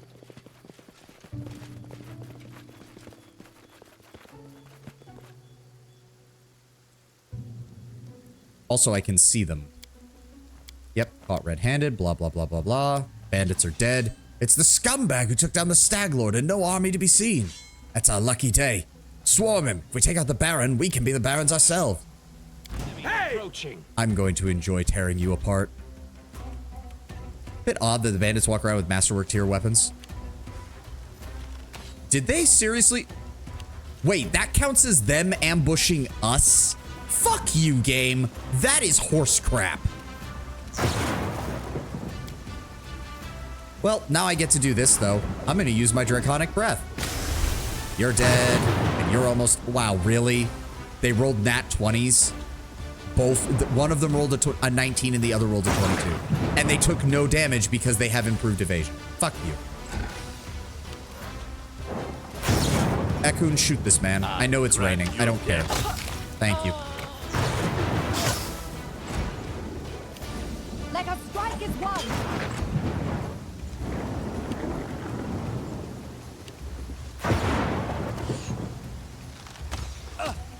Ow. Really? So I can't hit jack shit, but he gets off 2 hits from needing a 17 or higher. I see how it is, game. Knock that bitch down. What level are these guys even? 4? 6? 4? 4. Okay. Lindsay, take a 5-foot step to get away from that guy, please. Thank you. And then just knock this fucker out. What do you mean immune to sleep? He's level 4.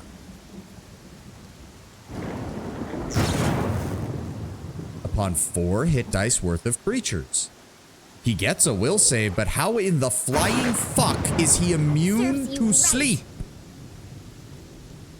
That doesn't make any sense.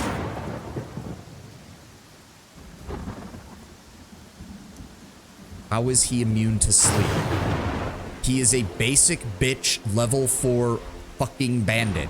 How is he immune to sleep? Oh, and then they also get a nat 20 on that. Jubilos, melt this man. Woman, whatever.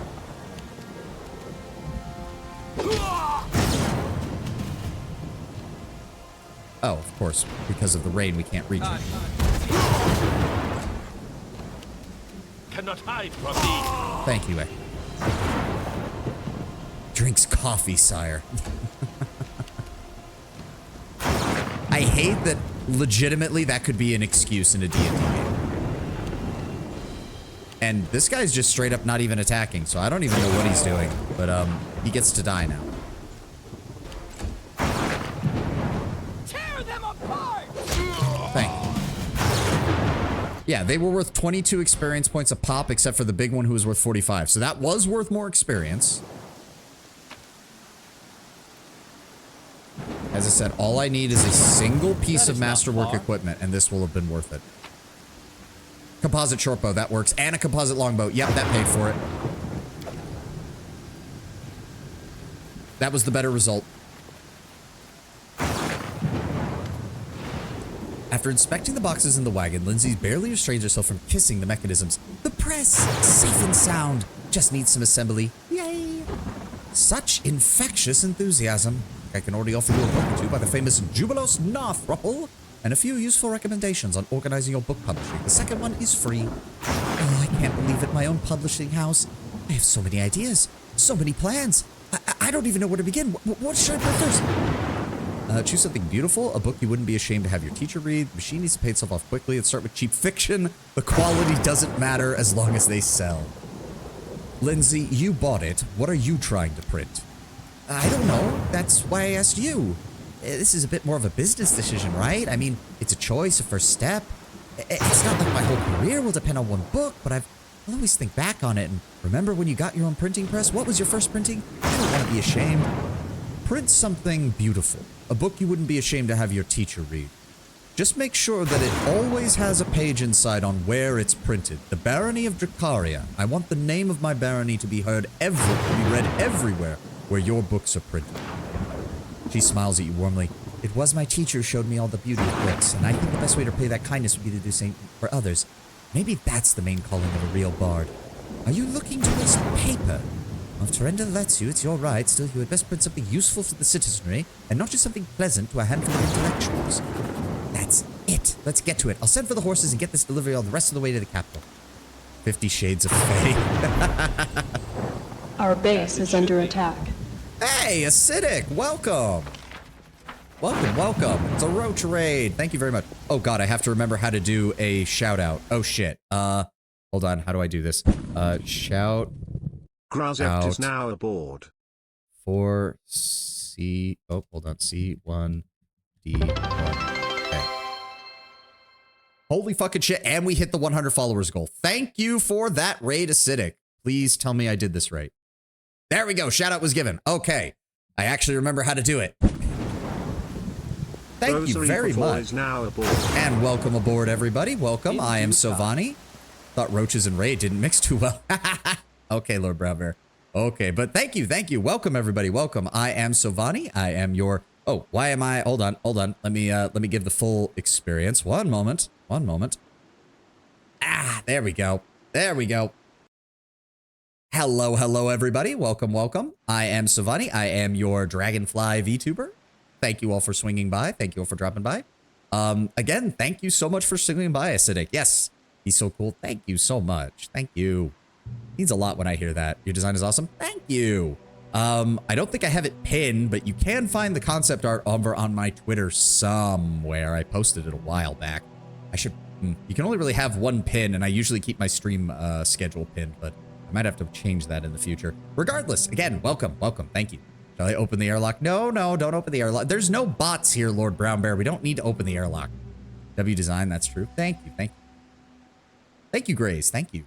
Oh man, it means a lot. We haven't had a raid in a while. Thank you so much. Thank you so much. I almost forgot what the alert I had set for it even was. And thank you for getting us to 100 followers. Hot damn, thank you. No, but Tenwin is still here. Oh, ha, ha, ha. Very funny, Lord Brown Bear. But yes, welcome, welcome. Thank you so much. I can also... Oh, where is it? Where is it? Ah. Eh. There we go.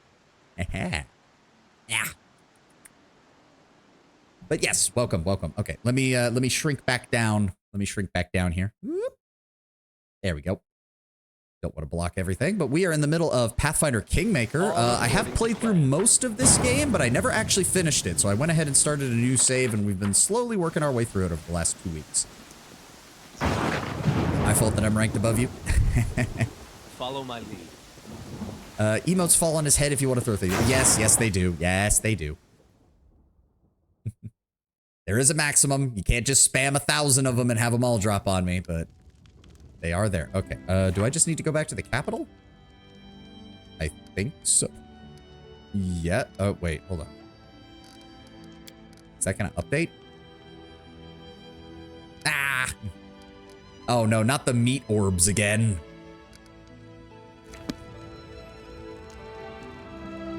Wait. What was I doing? I have completely lost my train of thought. Okay. Okay. It did update that. Good. So we cleared this out. We cleared this out. So we need to do more events then. We need to do more events. Oh, that's cool. Little roach. It's a little roach, a little... Oh, why are we getting a random encounter? And why can't we skip it? That means it's a scripted encounter. Oh God, it's still raining? In due time. Why is it still raining? I hate the rain in this game. What is... Hello? Oh. Look, everyone, I know that Borba, mighty and strong, came to Trollbald, killed many, many trolls. We had to run. Borba killed King Harbutka, smashed like hair, strong Borba, scary like fire, run. Oh, trolls. I didn't realize that our cleansing of the land hadn't finished. And oh look, none of them have any brands. Nowhere to run. Actually, take that one down. Thank you, my good man. And as for me, well, if they're not protected by any brands that stop fire damage, then I see no reason not to just fireball them in the face. Valerie, get up here. And Mary, would you be so kind as to charge that man and break his shins? Thank you. Jubilos, I don't think you can actually get in range, can you? No, no you can't. All right, just shoot. Clever ploy. And you missed. And the dog can't get to him. That's fine. Who's he going to go after? Miri? Yep. Oh, no, he tried to run. Oh, they actually were going to flee. Oh, no. That is not far. No survivors. None. No survivors. No, no, no, no. You don't understand. You trolls tried to invade my land. That means every single one of you is on the table of sacrifice. As it should be. Casual troll genocide. Total troll death. Yes. If they're going to try and eat my citizens, I'm going to kill all of them. We will finally... The Gnarl Marches will be civilized by any means necessary. If that means I have to chop down half the trees, force the Fae to pay taxes, and kill all the trolls, then so be it. Truly, that would be the greatest of accomplishments, getting the Fae to pay taxes. I tire. Yes, we're going to need to rest anyway, so let's head to the throne room. Forgot a fun fact about trolls. When Uxel gets damaged enough in combat, he rips off his arm and uses it as a great club. Some of his worshippers mimic this tendency by creating magical great clubs with creepy little grabbing fingers on the end. Ugh, I hate it. Oh, good, they finished the ring. There we go, Valerie's displacement ring. I'm gonna go ahead and throw that on her. That will give her some defenses there. So then what else do we want then? That's the case. I really want to... I need to keep boosting my BAB, which means we need more... We need more amulet. We need to increase amulet of mighty fist, and we need to increase my physical damage. Chop down the trees, kill all the orcs, make the Fae wear clothes, and stop raw balling it. Thought you were going for someone else. Ho ha ha. What mic do you have? I have a Blue Yeti of some description. I don't actually know what the model is. I bought it back when I first started streaming, and it's worked so far. Please tell me it's coming through all right. If I suddenly discover that I have mic problems, I'm probably going to freak out because I have been desperate. I have had remarkably little scuff over the last year and a half of me streaming, and I'm just waiting for the day when everything goes wrong. Sounds really good. Thank you, Rose. Only when you yell really loud. I mean, yes, but that happens with everybody pretty much. The only way I can yell loudly and not have problems would be if I set up basically a recording booth around my desk.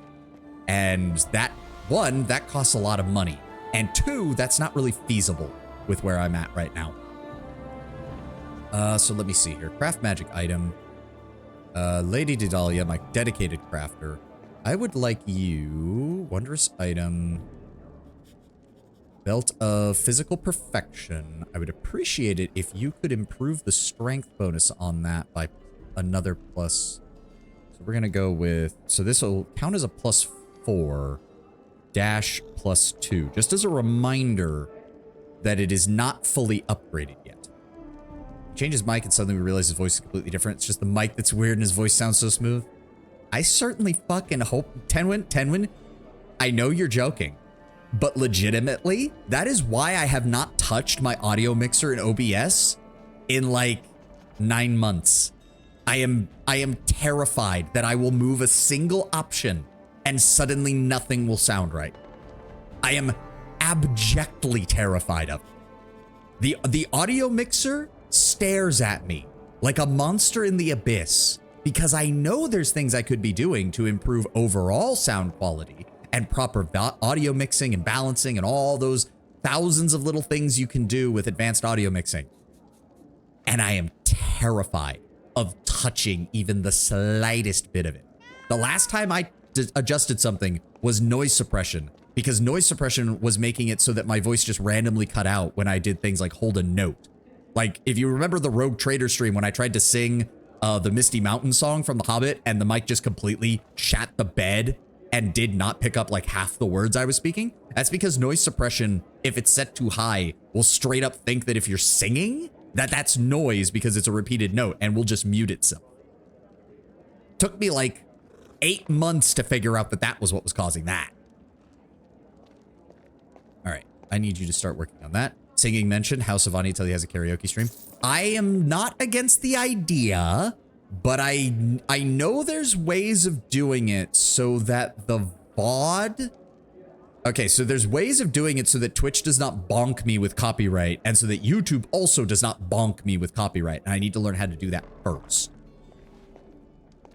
All right, so that's getting worked on. We've got 3 days there, so we're gonna go rest. To plan.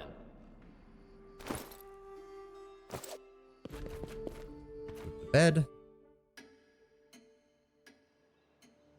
I also guarantee nothing in regards to the songs that I can sing because it's probably going to mostly be Sabaton and country songs because why the fuck is my throne room so goddamn bright?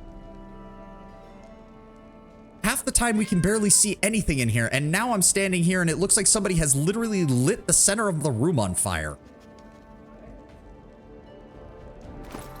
Okay, so she is working on that. 3 days, somewhere safe, 12 days. So we can't go anywhere for 3 days. Not everyone has dark vision, my lord. I don't have dark vision. The luxurious ritual procession fascinated the locals. Congregations have flocked to the temples and the citizens devote themselves to mindful contemplation. Divine +5, nice. So that should mean... Oh, the name of the law. Oh, another group of volunteers from Brevoy. That's the case. Tristan, do you need to work on anything right now? No, Jubilos is working on that.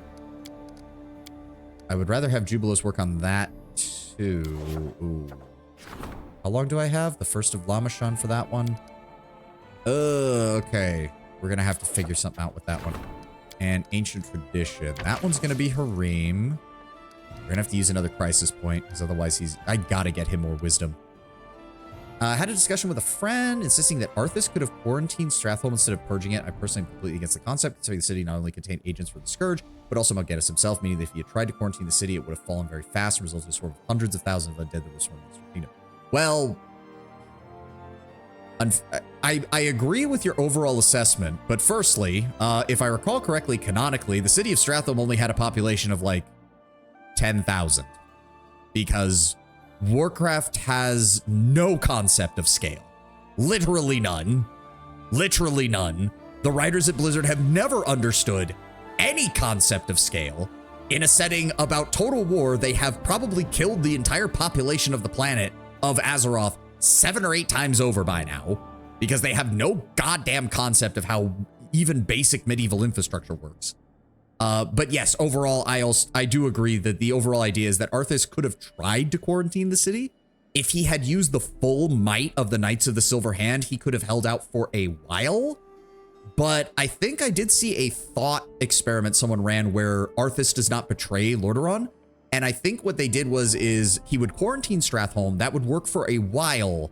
But as the plague continued to worsen, you would essentially end up with the plague lands still happening.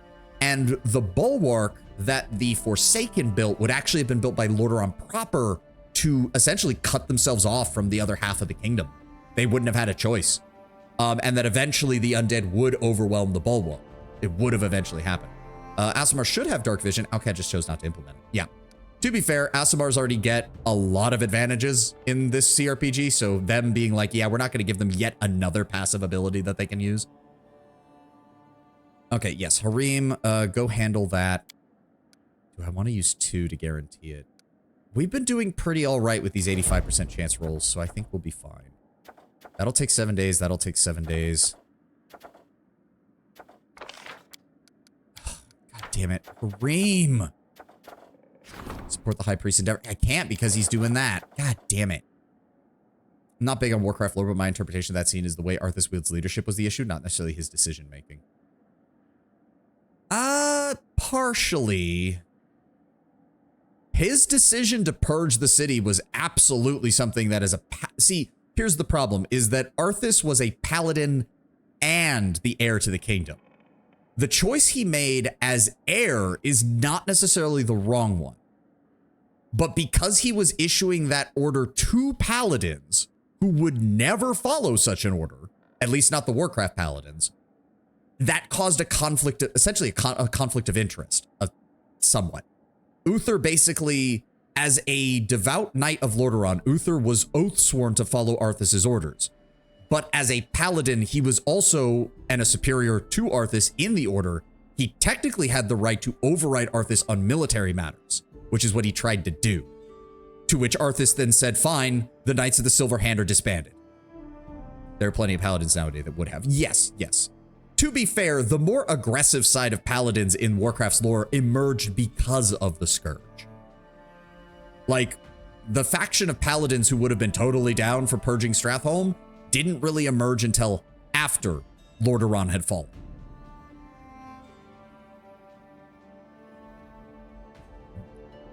I understand paladins usually follow the same vibe as D&D paladins, but aren't their powers more technical rather than oathbound? To a certain extent in Warcraft, it has to do with the fact that light magic is, they're more faith-based. Yeah. In a way, what's the best way to put it? In some ways, Lord Brownbear, it's not just paladins. The light in general is like this. So holy priests also kind of fall under this description. Think almost like the Green Lanterns from DC Comics. It's willpower. It's a desire to pursue a goal and see it through to the very end. That is what light magic feeds off of. That's also why fanatics can still wield it. Light magic is not inherently good. Instead, it's much more about strength of will and strength of personality. So that's why the Scarlet Crusade, for example, could be still wielding the power of the light while literally burning hundreds of innocent people alive on pyres. It's about fervency of belief.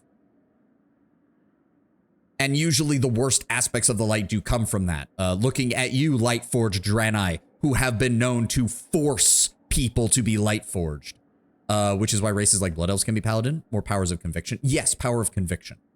Okay, so the Blood Elves are a little bit weird because for the first couple of expansions, they weren't. In fact, that was something that they had a problem with. There were light users among the elves, but they couldn't figure out how to use paladin abilities. So for a few years there in the lore, the paladins of the Blood Elves actually captured a Naru and were straight up vampirically draining its power in order to fuel their light magic.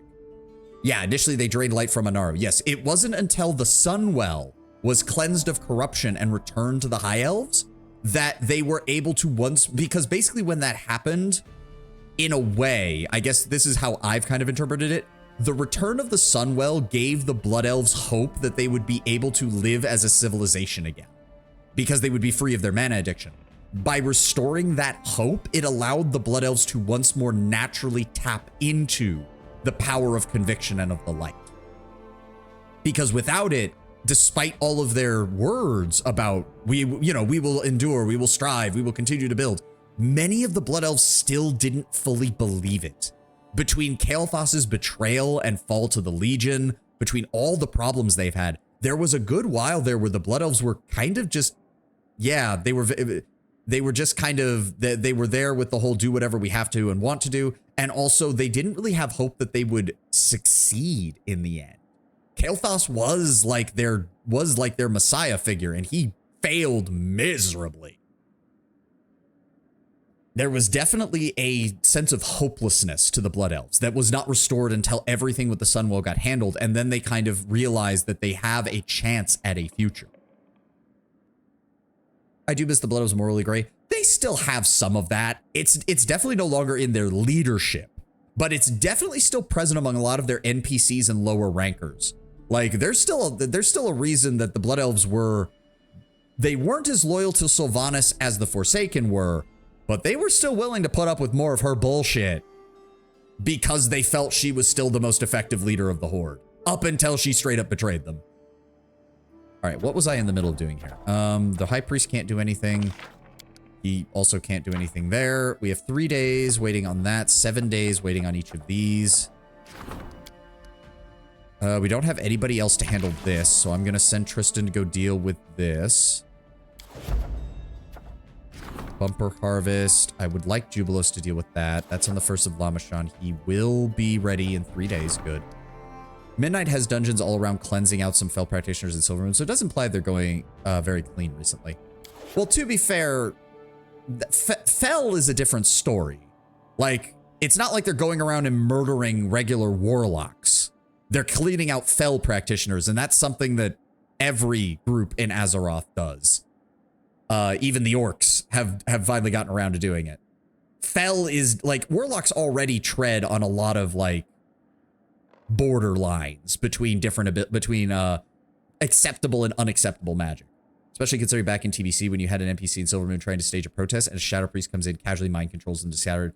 Just saying that vibe is great. Yes, although to be fair, okay, so that is also interesting because you have to remember, Tenwin, that in the Burning Crusade era, officially, the official line is that they're still looking for Kael'thas. It took the entirety of the Burning Crusade expansion before the leadership in Silvermoon was willing to say, okay, so the brutally dictatorial, authoritarian police state that Kael'thas told us to set up and run might not be the best idea.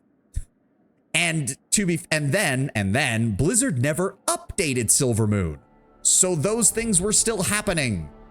Canonically 10 years later, like because you would have players who would play many years later as the storylines progress and still see events in Silvermoon that are scripted as they were in Burning Crusade. So part of that is just Blizzard being Blizzard being Blizzard and being a bit lazy at updating things. Okay. Well, we're going to start skipping days. I need to double check, make sure she is still working on. Yes. So that should take 3 days somewhere safe. So yes, we can skip 3 days then. All right. Correction, they didn't because nobody outside of our peers goes to Silvermoon. I enjoy Silvermoon. It's a nice city. But yeah, you leave once you're done with the Blood Elf starting areas, you leave. And you probably never come back. Oh, good, more BP. It also occurred to me, can we hold on. Are we allowed to upgrade any of our city stuff now? Not yet. Not yet. All And we only have 2 towns, so we need to claim those territories. God damn it. There we go. Projects. Agreement has been signed. We gain 2 BP per week. Nice. So they are apparently rebuilding the Exodar, so the question is when that makes its presence known. Yeah, I had no idea. I haven't been keeping up with what's been going on. Rebuilding the Exodar as a permanent city. Oh, okay. Wouldn't that involve digging half of it out of the ground because it's buried halfway into the earth? Okay, so the High Priest, Green still needs to work on that. Economy, regions. Okay, Valerie can actually handle that then. All right, so we want the Calm Lands right now. It was part of the Draenei Heritage questline. Oh, well, I never did that, so.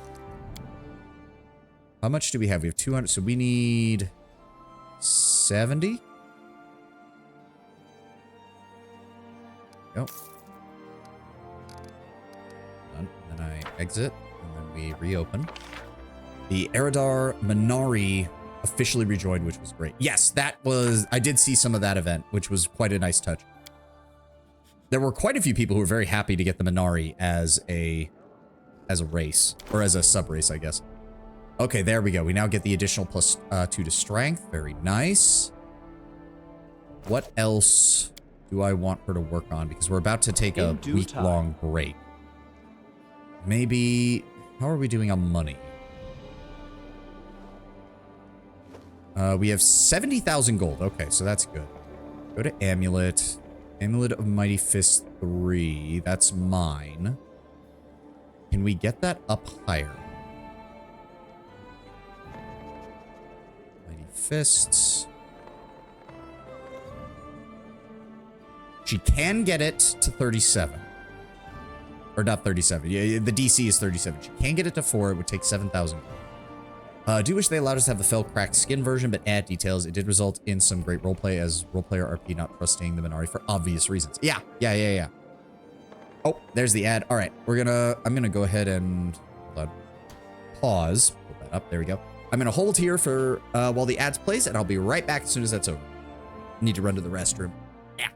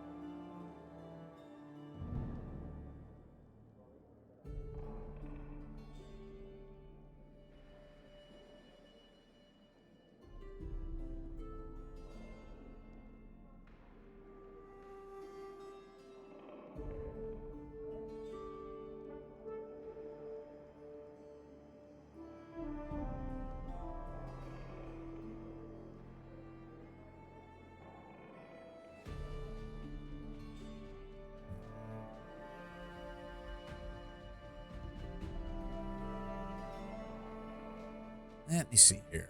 We could also add what I wouldn't do to play Nerubians, but their model makes that very hard to do. It'd be super niche because spider people. I'd be down for it. But didn't Zalatoth or whatever the fuck, the main villain of the current expansion, didn't she make like humanoid Nerubians as part of like her plan to take over things? So it's not out of the realm of speculation that maybe those could come back as player characters.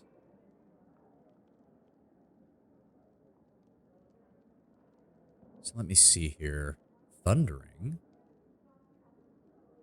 A thundering weapon creates a cacophonous roar like thunder when it strikes a target, dealing an extra 1d6 points of sonic damage. Okay. Natural armor. Furious. Improves enhancement bonus. Brilliant energy.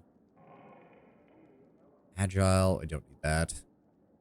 Axiomatic would kind of fit as well. Bane. Mighty Fist, Skill, Shock, Vicious? Saving throw, no. Ghost Touch. Ghost Touch weapon deals damage normally against incorporeal creatures. Regardless of its bonus, an incorporeal creature's 50% reduction in damage from corporeal sources does not apply to attacks made against it with ghost touch weapons. Ah.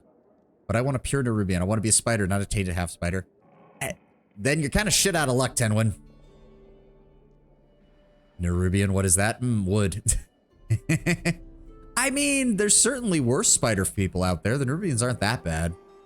The spider ones aren't that bad. Not too big of a fan of the beetle-looking ones that are the big ones. We could do corrosive, and that would just add more acid damage, which I'm not against.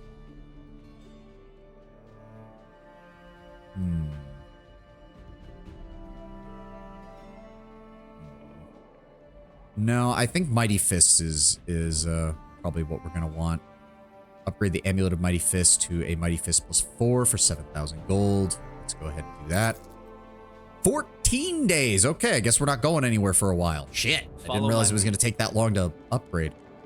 But Plague as a Spider Lord would be pretty badass. Yeah. I mean, they have kind of introduced the concept of like racial classes with the Evoker and the Dragoneer, whatever the fuck they're called. The race they introduced with the Dragon expansion. So maybe like a specialized Spider Lord summoning class or something as a Nerubian would be kind of interesting. I don't know. All right, so we're going to go ahead and start this. This is going to take 7 days and all of our BP.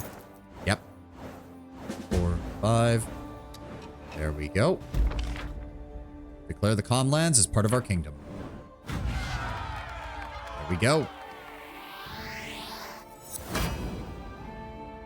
And now that means we're gonna need a town here. Yep, the Calm Lands lie along the eastern edge of the Stolen Lands. Characterized by rolling hills of brown and yellow, the landscape is notable for its many rocky mountains known as the Calms. The Calms together form great strange patterns suggesting waymarkers, barrows, and long-destroyed walls and foundations. Very few animals live in the Calm Lands, and its rare occupants include rodents, snakes, foxes, hares, and wolves. Horses of the region are much valued and highly expensive for their strength, speed, and sure-footedness. Ooh. Region upgrades are not available yet. Got all that. Good. Wormhold. Ooh, I like the name of that. Can you... Let me... There we go. Zoom back in. In the name of the law, loyalty, and stability, we talked the volunteers into enrolling in the Guard. Very nice. The High Priest honored the folk festival with his presence. Before the feast began, he invited all the guests to pray to the gods. Everything worked out great. Thank you, Harim. And the barony's troops located the slavers' camp. Our soldiers destroyed the evildoers and freed the slaves. Welcome, new citizens! Fun fact, Riders in Pathfinder are not the result of a curse, typically, but instead the result of Drow unique alchemical science called flesh warping. Unlike in the Forgotten Realms, most omened Riders have a very heavy physical and sexual dimorphism. Females tend to have normal Drow faces and are more independent, capable of leadership, while males have arachnid heads and are more subservient, dependent, good for henchmen if you can control them. Ah. It actually is more or less how the Nerubians work. Yep, it is. Now, we do have another week, but... Oh, okay. Temple for your people. The faithful have raised a large sum of money to build a sanctuary. Now they have to handle the funds wisely and see that the work is done. Okay, hold on. Some of these are...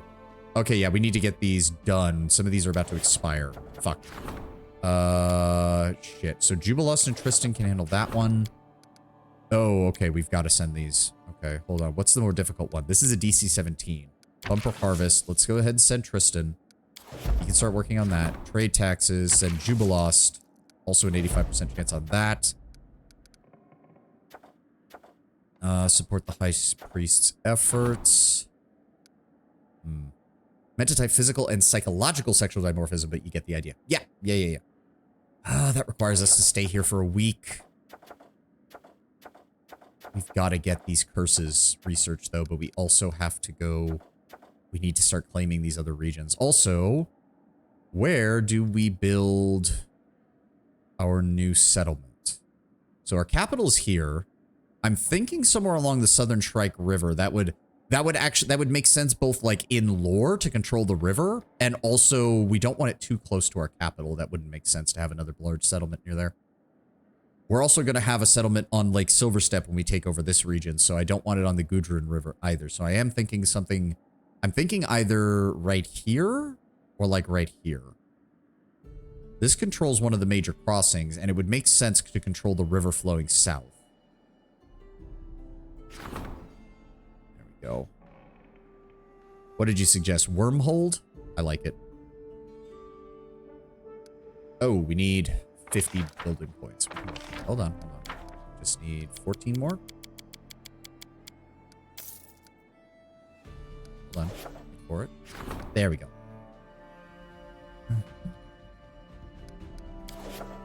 Go build. Oh, yeah. Now we're going to have to spend a lot of money getting this place up and running. Shit. Okay. Let's start with the wooden wall. Actually, hold on. Hold on. We're going to need the wooden wall. So that's 30. 80.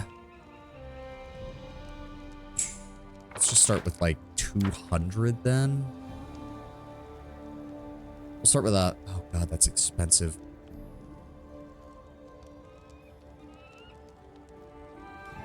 We'll start with 200. There we go.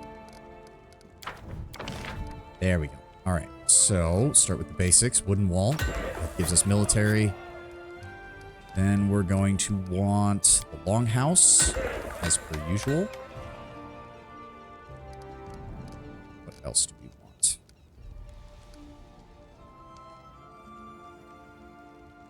Barracks. So we're going to put the barracks next to the longhouse. Then put the tavern next to the barracks so we get that point of espionage. Wooden structure gives stability and +1 bonus for solving problems in the region. So we want the stocks. And we want the... Where's the other one? Bulletin board for a +2 bonus. +1 stability in settlements with a tavern. So it doesn't have to be next to it. We'll go ahead and build the pier as well.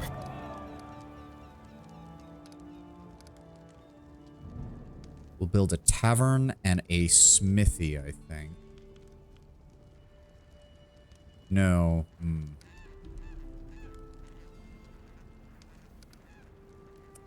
I kind of want the monument.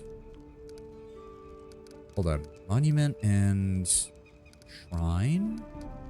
Right?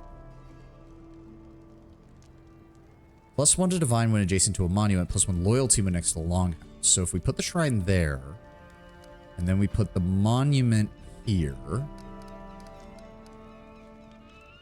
No. That gives +1 arcane when adjacent to a shrine. We also want that, though. Because we don't have much arcane right now.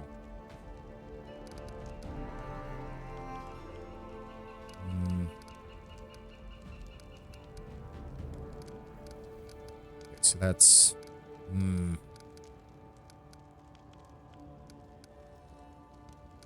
Getting the tavern there. +1 to economy when adjacent to a tavern. Oh. Okay, so it has to be adjacent to it. I thought it was just if it was in the same settlement. Smithy wants to be next to the shop. Look up Widow Arachni and check pictures. She has great pieces of fan art. I'm sure. There is the Widow. I don't even know what character. As I said, it's been a while since I played any of the latest expansion content, unfortunately. All right, so we definitely need the shrine and the herbalist house because we need to get arcane up. So the arc is next to the shrine.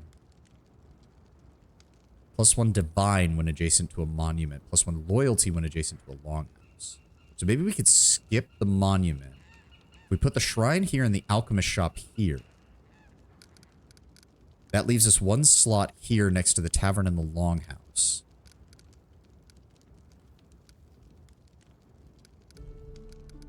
Okay, so what we need is purchase BP. We have 10 right now. We need the shrine is so we need 15 for the shrine. And then we're also going to be building the herbalist house, so we need 18.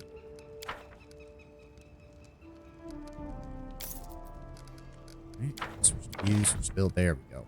So we want the shrine. Yeah, because are we doing okay on divide? I think we're doing okay on divide. Shrine here. And then herbalist house here. That leaves us with one more spot that is, let me see here. That only affects the shrine. That's fine. What else do we have? +1 to relations when located in a settlement with peers. We do need to get relations up so that we can get that built. What else do we have? We can't build the watchtower or the windmill because this doesn't have separated spots, unfortunately. We could build the monument.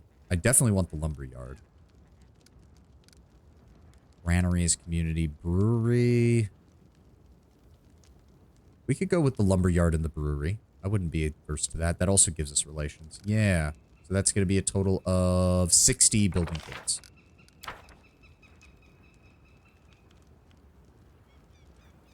There we go. That's another 4,000. So we need the lumberyard over here, the brewery over here. Longhouse and tavern. What would be the best thing to put next to a longhouse and a tavern?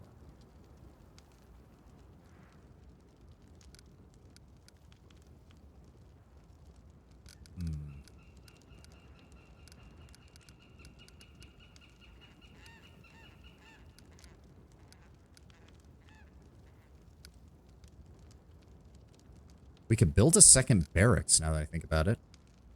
That'll give us stability for being next to the longhouse, and it'll give us a second point of espionage for being next to the barracks, but I don't really want to do that.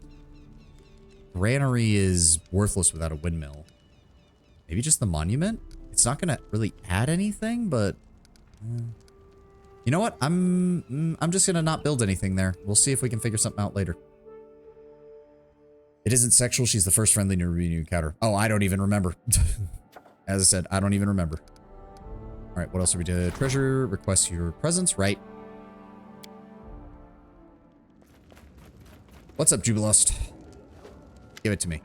Greetings, Baron. This'll beat around the bush. You and I must discuss taxes. I don't know how often you go to the treasury, but I go quite often as part of my job, as the service requires, where there is less and less money in your coffers, while the demands of the barony keep growing. We simply must raise taxes, whether your subjects like it or not. Were I to you, I would suggest raising it modestly. Of course, the treasury will not be replenished quickly, but the people will curse you significantly less. He grins, which means that you might remain on the throne a tad longer.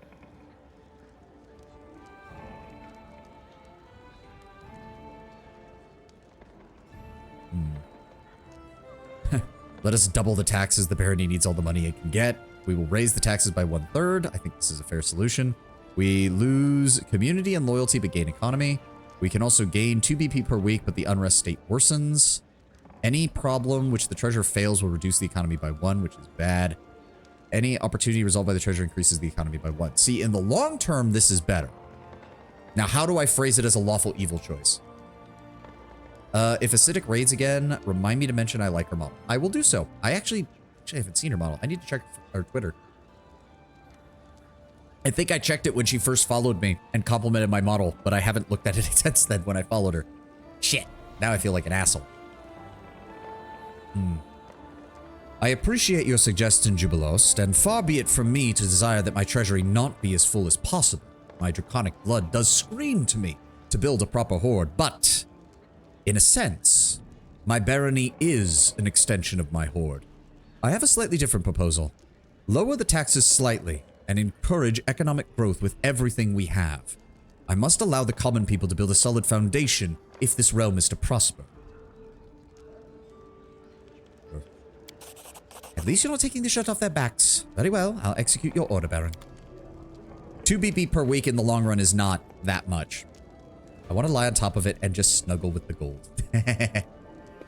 We're not quite at that phrase yet. Like, technically we have 37,000 gold pieces. We could already kind of do that if we really wanted to. All right, so my... yep, she is halfway done with making the +4 enchantment. That's good. Unrest improved to a new state, serene. So yes, the country is doing quite well right now. And every time he finishes an outcome, we'll get another point to economy, which is definitely something we want. So like when he completes this, we'll get another point to economy on top of any economic points that he makes for that.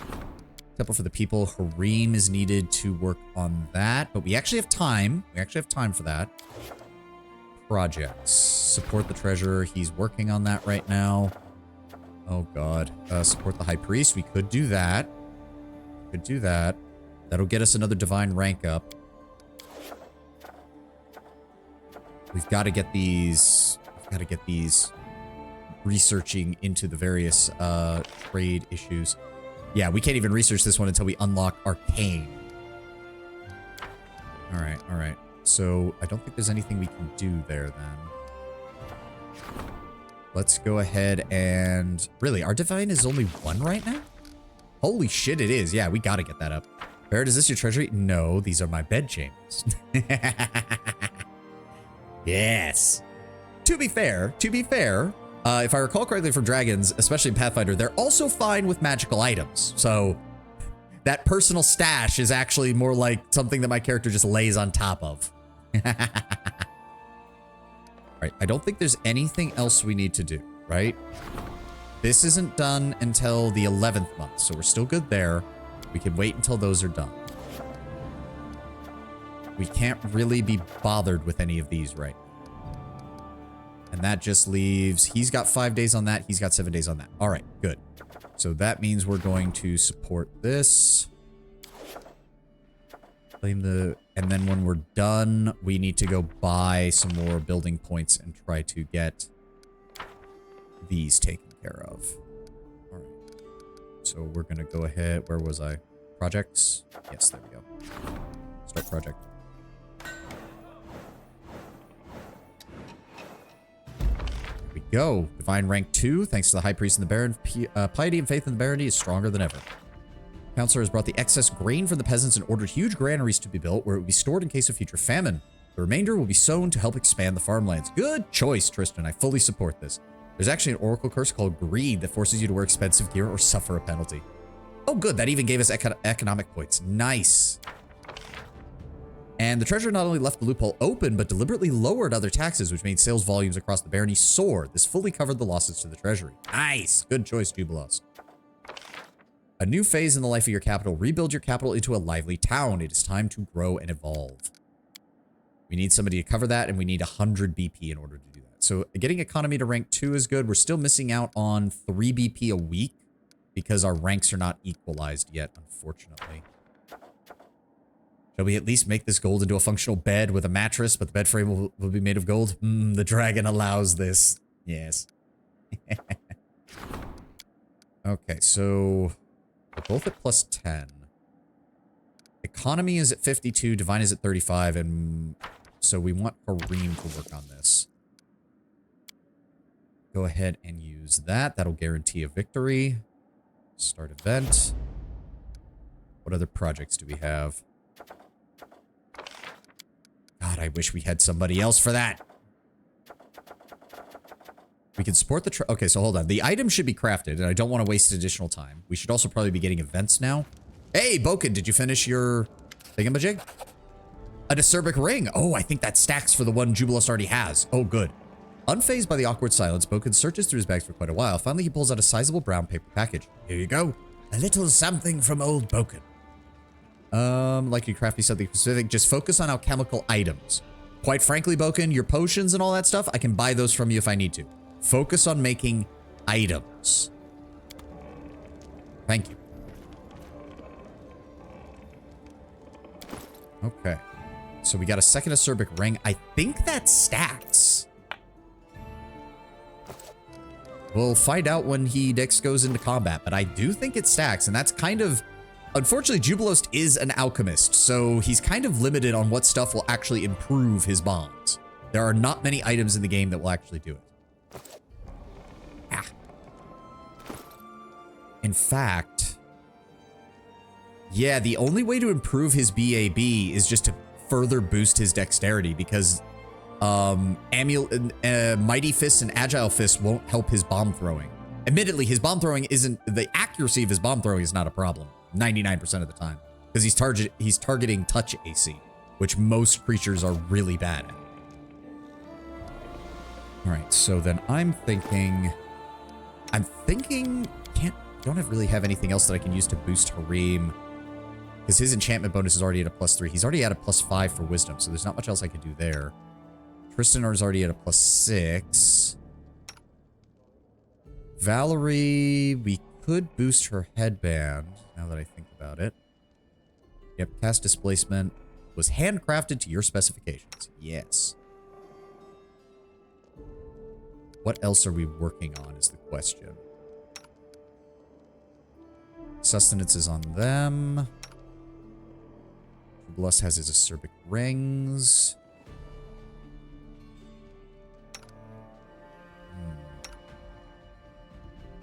There we go. Amulet of Mighty Fist +4. Nice, nice. So my base attack right now is at +14. Good, good. Is there anything else I can put on that that would make... I'm trying to improve my accuracy is the main thing I'm worried about. Wondrous item. Amulet of Mighty Fist +4. Is there... I don't think there's any enchantments that actually improve your accuracy is the problem. I mean, you could put on cast end spells per day and do... Where is it? True Strike or whatever, right? But caster level doesn't matter for that because it only ever lasts 1 round, which is annoying. So you'd be better off setting it to caster level of 1 and then allowing yourself to cast it like 10 times per day.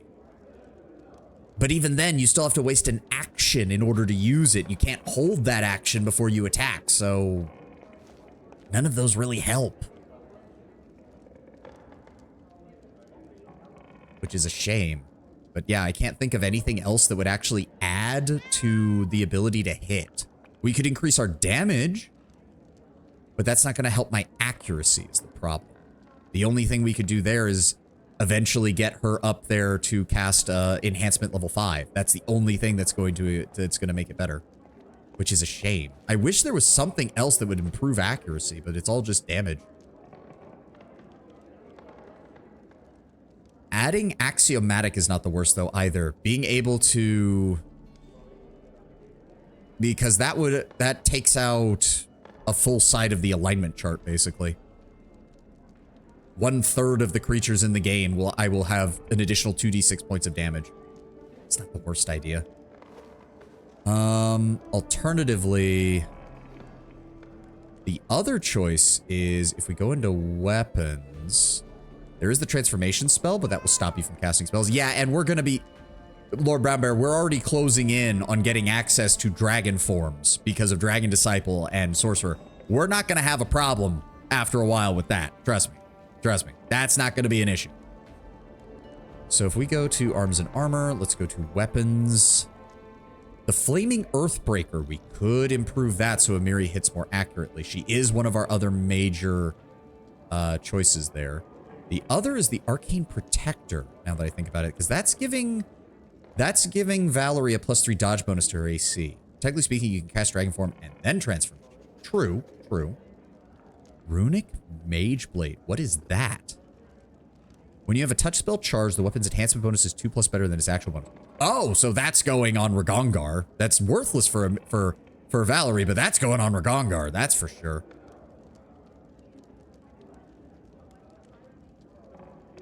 Agile, a weapon, wheeler with a... Oh, no, that just adds the ability to use your dex save to it. Ghost Touch. Yeah, there's nothing that's going to really improve her accuracy. And quite frankly, her baseline accuracy isn't very good to begin with. Because we're mainly using her for defense. So I'm thinking maybe instead, go to armor. It should be the full plate +2 that she's equipped with. We could improve the armor enhancement there.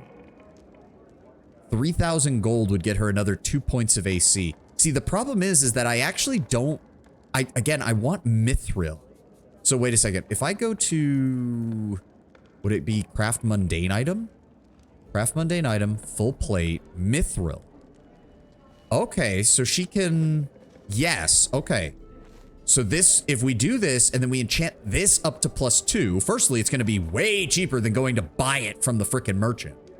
He's going to charge us like 30,000 gold to make this or to get our hands on it. Whereas with this, it'll probably cost us maybe 1/3 of that. So yeah, we'll make a suit of Mithril full plate armor. And then that will allow her to have a higher dex save that we can then start improving as well.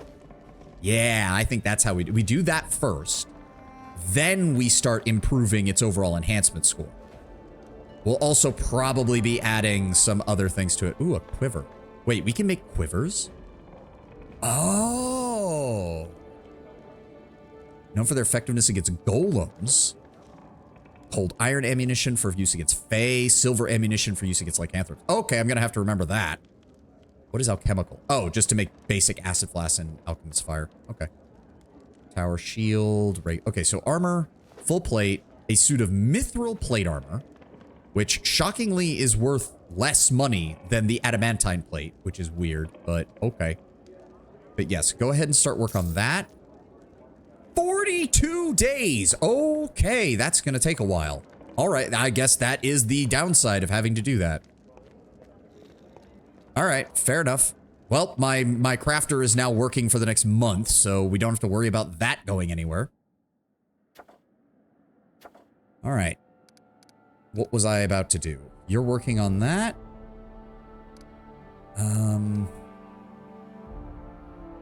Oh, actually, it's a good thing we left that extra spot in the Comlands because we're going to start getting artisans, right? And visit it to meet with them. Oh, okay, well, that's what we're going to go do then. We're going to go do that real fast. Because if we go to the settlement, we should get How may I serve you, Your Grace? I don't need to talk to you guys. We're fine. We're fine. Hey, Bartholomew's here now. Forgot about that. Bartholomew's changed a great deal since you saw him last. He now wears a new fancy jacket with shiny buttons and boots made of soft leather. His mustache and sideburns are waxed and perfectly trimmed. Your Grace, I'm glad you found the time to honor me with your attention. How may I serve you? How have you liked the capital so far? Adamantine is rarer, will give you damage resistance 3, which isn't much, but it'll stack with other sources of damage resistance. Yes, but Valerie does not have very easy access to damage resistance. A adamantine medium armor for Amiri would be great because she's an invulnerable rager, so it'll stack with all of her barbarian damage resistance. But Valerie just doesn't have easy access to damage resistance, so quite frankly, it's not as good. Everything is excellent, Your Grace. Behind these walls and far from the dirt, weather, and bandits, I can finally stop worrying about the traps around my house and dedicate myself to something truly important, honing my mind and solving problems of state for the sake of your prosperity. What of your experiments? Don't tell me you've abandoned your studies. Only temporarily, my Grace. Your Grace, I couldn't reject the offer to serve such an important person as yourself, but it would have been unwise to drag my entire laboratory over to the capital. My tools and instruments shall remain hidden in boxes for a while until such time as I may take leave of my duties here to return to my research. I bet it feels good to crawl out of nowhere and find yourself back amongst civilization. He frowns for a moment. Mostly correct, Your Grace, but frankly speaking, sometimes I miss my hut and the quietness that surrounds it. I suppose deep down I remain a scholar who prefers scientific research over high society. I only beg you not to take this confession for a complaint. I remain loyal to you and my vow to serve your country. I take no offense at all, Bartholomew. I can perfectly understand. Don't worry. As we expand and I'm able to bring in new advisors, your duties will lessen and I will allow you to return to your home as often as you like. Just, shall we say, keep you on retainer in case I need you for anything. Oh, and now we have a merchant in the middle of our throne room. Thank God I don't have to go outside anymore. Flaming glaive. That's cool and all, but nah, we can sell that. And the Warhammer +1. No items there. Keep that. Don't sell those. Wyvern meat. That's actually worth quite a nice amount of money. And there we go. 6,000 gold. Do you have anything I need to buy from you? Amulet of Agile Fist. No. Giant Slayer's Clasp. No. One of Acid Arrow. He's got some basic scrolls. And that's it. All right. Nope. Thanks for the 6,000 gold. I appreciate it. Let's go down to the town in the Comlands. Get that handled. Don't need to pick anything up. Lindsay, you stay here. Kristen, come with me.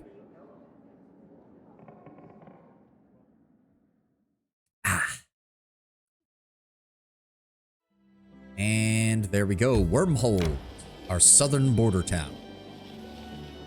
I'm pretty sure you can eventually build teleportation circles, and I'm going to love being able to get access to that because that will cut out quite a lot of our travel time.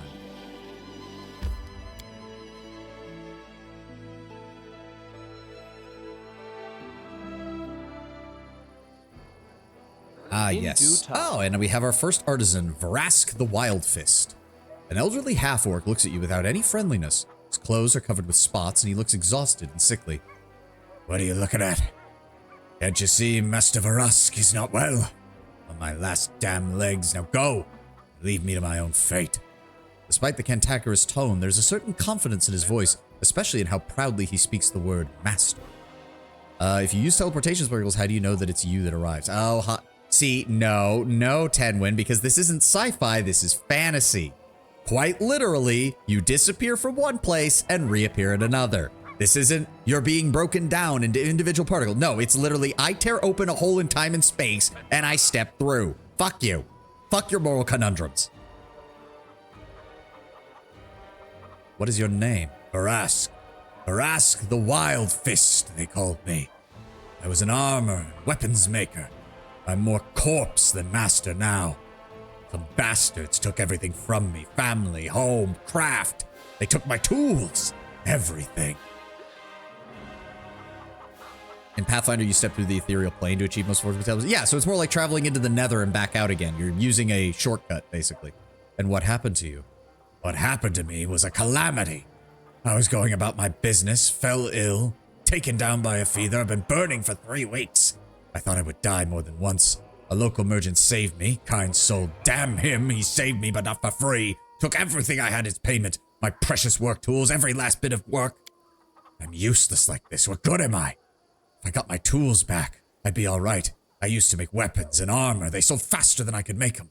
Without my tools, I'm nothing. If you tried to use a regular hammer to forge like I do, you just ruin everything. I bend the tongs. I wouldn't make anything worth putting my name to. The tricks are everything I need. The half-orc pierces you with angry eyes. I tell you've got money. If you need an armorer, you help me, I'll serve you. I'll make weapons for you. Ones that beg for the enemy's blood, but I need my tools back. All I'm assuming it's this merchant. Brass tools. 50 gold. That's it. 50 gold. I mean, yes, for an average person in this world, that is a lot of money. Here are your tools, Varask. The half-orc reaches out and touches the tools tenderly as if he couldn't believe his eyes. He then clutches them as tightly as he can.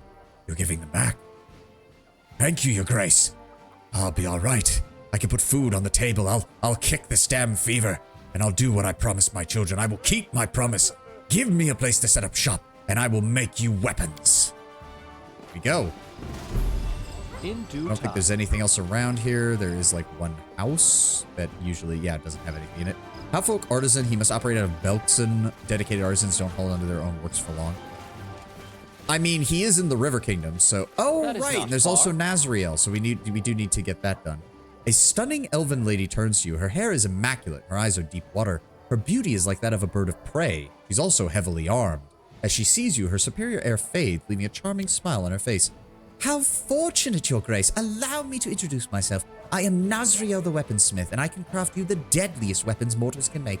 I'd like to take the opportunity to pay my respects. As soon as I found out you were here, I dispatched one of my apprentices, but of course the bonehead failed his mission. Would you like to hear an offer that would be to our mutual benefit? Who are you exactly? I am an artiste, one of a kind, creating the finest of weapons, not pointy iron sticks, real weapons. She raises her eyebrows meaningfully. Alas, not every domain appreciates high quality and expensive blades. I hope that you'll be a generous patron and an appreciative connoisseur. What do you have to offer? I'd hope to start serving you in exchange for your protection. You see, my creations are not to everyone's liking. In the lands where I come from, demand for artful blades is so low. The heavier and cheaper ones are better for peasants, and I had to swallow my pride and do such work as merely to survive. I know that serving you will allow me to earn true recognition. I'm offering you a special contract. You will provide me with a workplace and all necessary resources, and I shall fill your kingdom's arsenal with perfect instruments of death. More, I shall craft for you personally a truly amazing and deadly weapon for which there is no equal. I have long been looking for a warrior worthy of such a masterpiece. All you need do is sign the contract and place your first order. The elven woman shows you a leather case with a prepared contract. Do we have a deal? I'd love to make a deal with you so long as you work for me. Nazriel's eyes shine with excitement and hands you the pen and paper. Thank you, my lord. Please sign here, and done. All right. No one can touch a court blacksmith. I will order my apprentices to pack up our materials and make for the new workshop, which you, of course, will kindly provide me with. As soon as I'm settled, I'll send one of my people to deliver your order. I'm a devil in disguise. Yeah. To be fair, if she actually was, the game probably would have given me a role to be like, you need to read over the contract and realize that half of it is bullshit. So, I think I can adjust the towns from here. Yes. So, Boken already has his shop set up in the northern one. We're gonna want a... Where is it? Nazriel's weapon shop and Veraska's weapon shop. So they want to be next to a tavern and a longhouse. And they want to be next to a tavern and a longhouse. Perfect. We're going to start with Nazriel because I remember her stuff being better. But we'll build Verask's later. Go. Good thing I left that empty spot there. We now have the stocks and the bulletin board, so we'll have those bonuses to our rolls. Perfect. Right, Harim's working on that. We need to be back in the capital to do that. Trade agreement with the tax. 500. We don't have the funds for that right now. Alright, so we are inside the comm lines. Oh, we should be getting these sites. So, hold on. 1, 2, 3, 4. I believe it's 15 BP each. So we need to make sure we have 60 BP right now. Go ahead and buy me 55. There we go.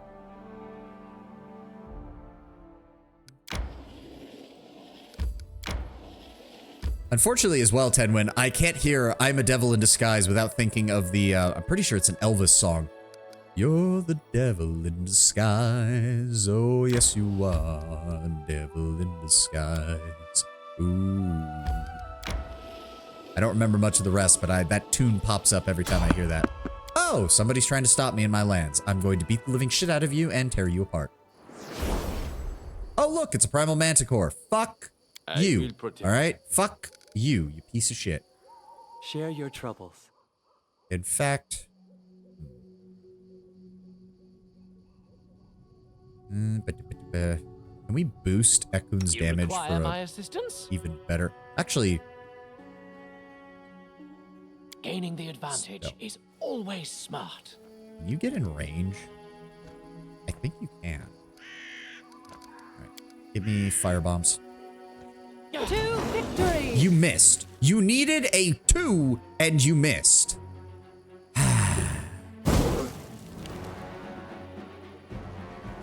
Yeah, just a natural 1. Fuck me. Give me... No, it has SR. Oh, breath weapon. Why not? Oh, no, wait. Shit. I forgot that there is friendly fire on that, and I just smacked Valerie in the back of the head with 41 points of acid damage. Okay, that's entirely my fault. That's entirely... My bad. My bad. That was entirely my fault. Game? I know Tristan can't get to her. Just skip his turn. Oh, no. Oh, no. Turn off turn-based mode. Ekun, shoot this thing, please.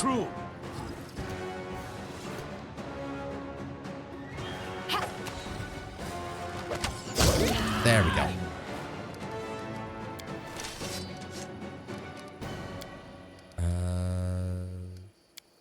It's not going to let him cast it, is he? Nope, it's not going to let him cast it. He's holding the spell, but I don't have a means to discharge. Oh, there we go. Thermod. There we go. That didn't do anything. That didn't heal her. I'm You listening. piece of shit game. You wasted my spell for nothing. Oh, no, wait. It's a Miri. I'm an idiot.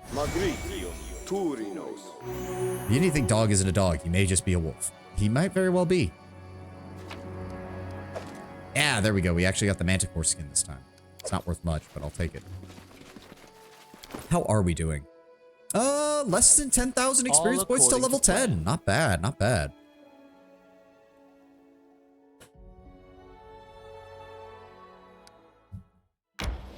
Yeah, let's get these all claimed. That's another 2 points to community. This is culture, which we definitely need because we don't really have many ways of boosting that. Claim that. And then lastly, a sapphire field. You would think that a mine of sapphires would be worth more than 3 points to your economy. Like, you think it would at least be worth like a building point a week or something, but no. All right. How are we doing on time? 94 days. Okay, we still have plenty of time. We really want to double down and get some of these events done then. We will return home because I don't think there's anywhere we need to go.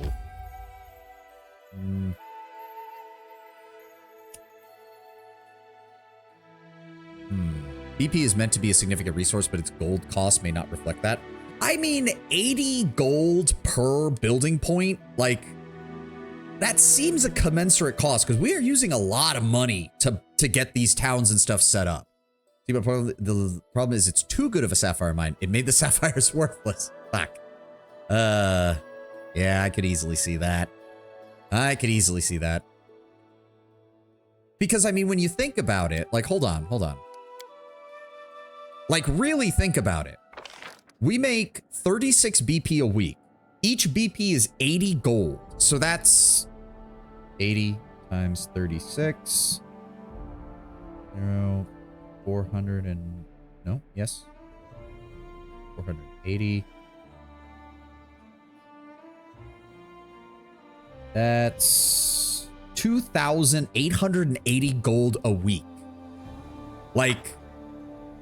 No, that's... If we're running a small barony, that sounds like what we would be needing to keep everything, like, getting everything built up and moving, and, like, we're making over 2,000 gold a week. Like, even there's some adventuring parties that don't do that, even in the mid to high levels. Like, sure, you occasionally get a big break by busting open a huge dungeon and making tens of thousands of gold in a single run, but we're talking about a stable income of thousands of gold per week, essentially.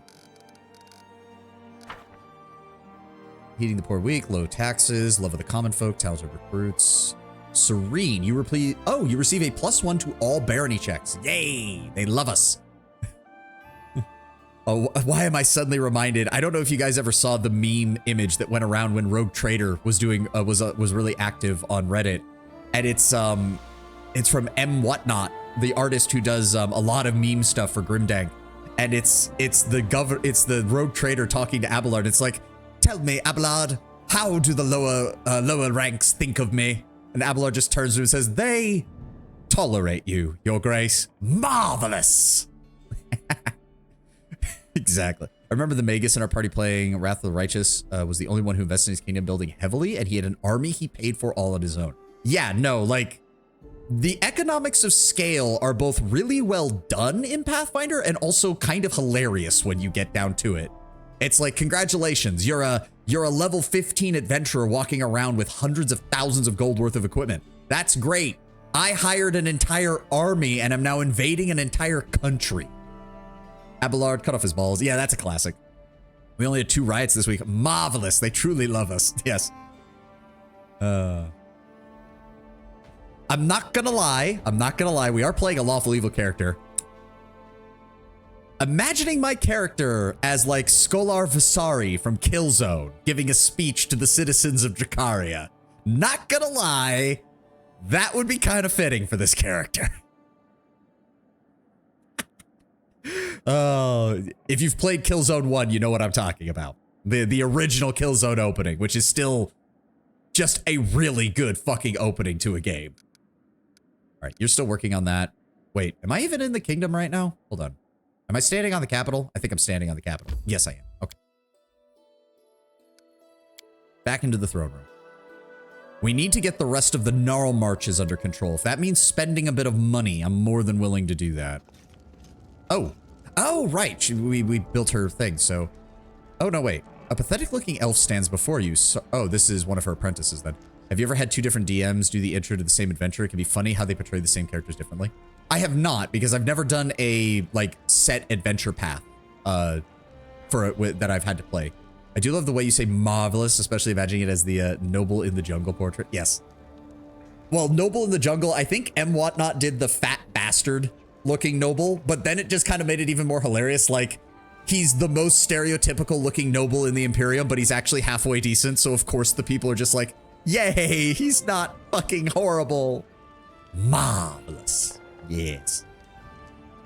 His clothes are wrinkled, his cheek is scratched, and his nose is swollen like he suffered a heavy blow. He glances around with a haunted look and bows. Your lordship, I am Satane.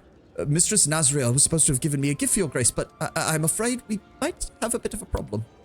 Mistress Nazriel has been working hard on a special gift for you, but one of the other apprentices, Deitel, went mad when he touched the blade that was meant to be presented to you. He grabbed it and ran off as fast as he could. I saw it with my own eyes.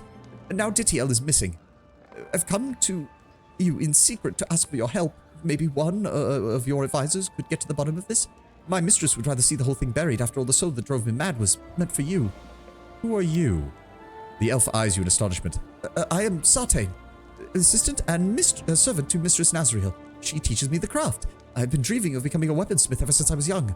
My father was a master of it. His swords were famous. Unfortunately, he went bankrupt while I was too young to learn. He withered away and never got the chance to teach me, but Mistress gave me another chance. Speak of your mistress. Tell me about her. The elf's enthusiasm is almost pathetic. I am her assistant, and it is a great honor. She's a genius. Her knowledge of weapons knows no bounds, though it can be scary sometimes. I'm not complaining. Happy to serve her. Does Nazriel mistreat you, Sartane? He throws his hands up in fear. No, not at all. She's the most magnificent weaponsmith I've ever met in my entire life. I'm lucky she even noticed me. She made me so happy. I wish I weren't so stupid or clumsy or more worthy to help her, but I try as hard as I can. What gifts are you speaking of? I do not know. My mistress said I couldn't touch it, but I heard her ask Ditiel to take it to you. I'll see what I can do about it. Thank you for bringing this to me. Damn, henpecked isn't, and he's not even fucking her. If I recall, the implication as well is that her weaponsmithing drove his father out of business. So it's like, because if I recall, Nazriel's like full-blown, like lawful evil, like uppercase evil. Like she is petty as fuck. Abelard, yes, Lord Captain, instruct this pathetic apprentice how to hold a proper report and dialogue with a noble. In due time. I think we have to actually go out and find that. If the strange case must be discussed with the elven lady. Oh, right. We have to go back down to the town in order to fetch it. So we need to get started on this too. That's what, 100 BP? Yeah. Support the treasurer's endeavors. That's going to take 7 days to deal with. 6 days for that. She's still working on the... My crafter's still working on the... Yes. 2% complete. Right. It's going to take a month to get that built. Good lord. As it should be. Abelard instantly rolls out a whiteboard and a pointer, giving a strict instruction on how to give a proper report. You don't know how he was this prepared, but he clearly was. Yes. Okay, we can afford to hold off on doing that quest for right now, because I would like... So let me see here. We still need to claim the North and South Gnarl Marches, but that is a massive... How much money do we have? We have 37,000. We actually do not have that much money. We could maybe build one town, not two. And I would like to get the Southern Gnarl Marches under control, because that's close. Well, Northern Gnarl Marches would make us easier to get to where we need to go. It's also cheaper. 225 for the Northern Gnarl Marches and 400 for the Southern. Okay, yeah.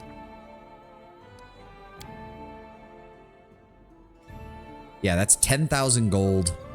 So yeah, see, like, I think you're right. Building point is kind of an abstract way of doing it, but really, Lord Brown Bear, we're paying 18,000 gold to essentially outfit our military to go in and fully clear the area as much as possible and claim the region fully and bring it under our control. That seems about right for what is essentially a small barony. Have you seen the artist that makes the Rogue Trader manga where the Rogue Trader is in a relationship with Nocturne? No, I have not. I've seen the guy who makes all of the Rogue Trader Iralet posts though, which is kind of fun. Well, there goes our money. Valerie, let's get to work.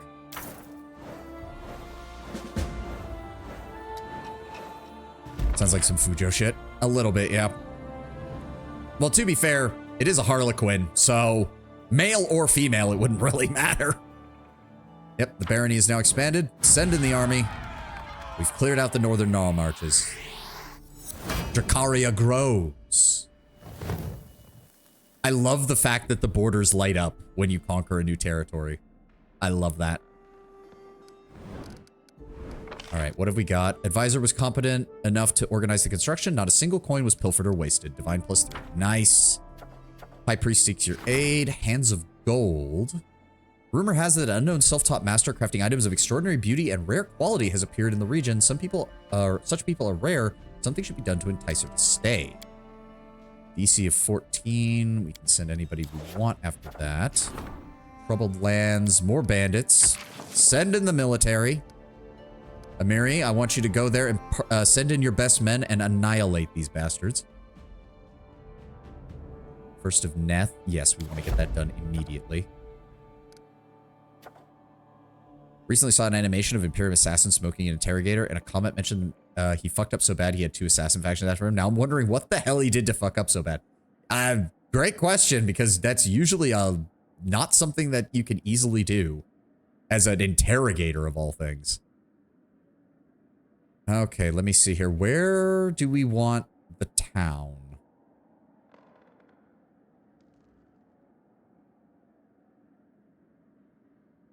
I'm thinking somewhere I'm thinking we want it on the opposite side of the forest, because when we do get teleportation, I would like to have the ability to just bypass the gnarl marches entirely. That would be nice. Like, the town in the dire gnarl marches, I will never go to if I can avoid it. Because good lord, trying to get into this place is a pain in the ass.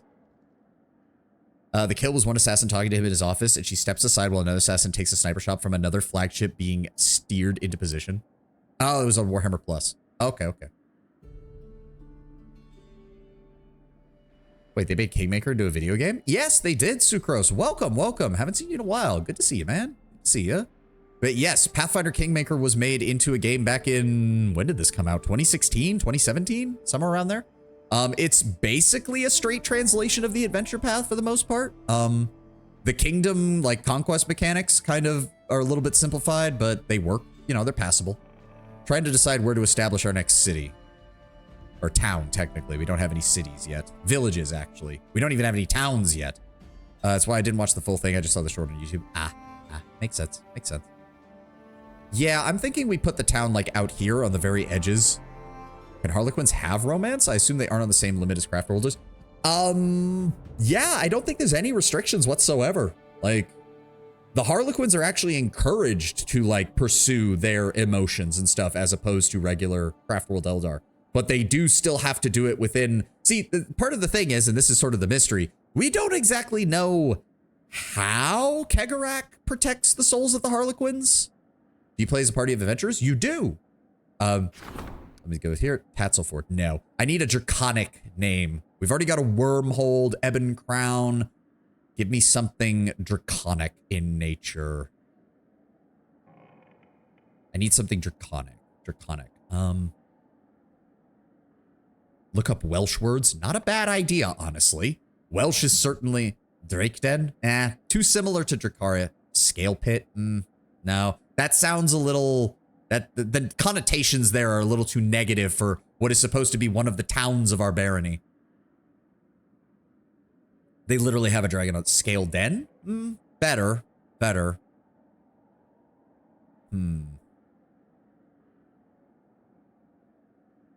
I like the connotation with scale. Dragonfly. Okay. I appreciate that, Sucrose, but legitimately, Fanghold. Ooh, I like that one. Fanghold.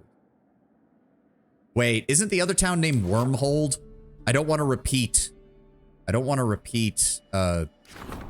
Yeah, we already have a hold. We already have Wormhold. We need something slightly different.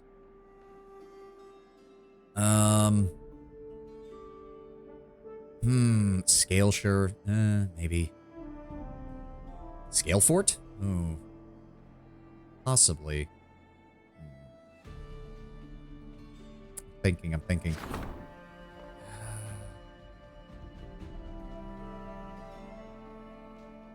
Was Inedir in Welsh. Oh, I have no idea if I can pronounce that at all. The book after Troll is entirely fabricated by Alcat because they couldn't implement mass combat in the game, which is normally the tabletop. As to why exactly that led to them making up the whole chapter, I'll explain that later. Yeah, well, literally the dragonfly in Welsh. Oh, okay. So that would be was e. Hey dear. Okay. I know what that is at least. So, oh dear, I forgot we need to, hold on. We need to purchase, we need 14 more? Yes. Oh, and then I have to, son of a bitch, I have to exit out and then reselect. There we go, and retype it. You did pronounce it right? Yay! I have heard Welsh pronunciation before, and I was absolutely convinced I had brutally murdered it. We could just hand wave this as both the dragon flies and the dragonfly, which means it still works. It both references me and it references dragons. I'm fine with that. He does have a good track record of pronunciation. You say that, but I'm convinced I don't. The W is either an English W or a U. So either guas or guas? Yeah. Somebody get me that Sea Dog VA clip where he says the longest, the long Welsh town name or something. Need to get that as a sound alert every time I see something. I just mean Welsh in general. Oh, okay. There we go. We'll get that town started. I can't really... We don't really have the funds to build everything, but we may as... Ugh. I think I might just have to accept the fact that our treasury is going to be pretty empty for a while. We need to get economy up higher so that we get more out of that. Okay. So they can build walls, right? Okay, so we definitely want walls. Ah! Stay open. Let's just go with probably a good... Oh god, okay, no, we can't even afford that. We can afford 100 building points and that's it for right now. I do not want to go below 10,000 gold. Looks over the city map. Maybe I shouldn't drink as much when I name villages. All right. The usual, we absolutely need a wall. We absolutely need a longhouse in the center of town. Oh, do we have to... Oh, we have to build both of those shops in that other town. Oh, we're gonna have to fix that then. All right, either way. Shit. How much do we have left? We have 20 BP, so we can build one other thing. What are we close to? We're really close to getting military up. We're really close to getting loyalty up. Above those thresholds. Economy, maybe? Only gives +1 when next to a tavern. +1 to relations when adjacent to a longhouse. +1 espionage when adjacent to a barracks. We are slowly building granary or tavern. Yeah. Well, the problem is the granary only works with the windmill. And we can't build... The windmill's too much money right now.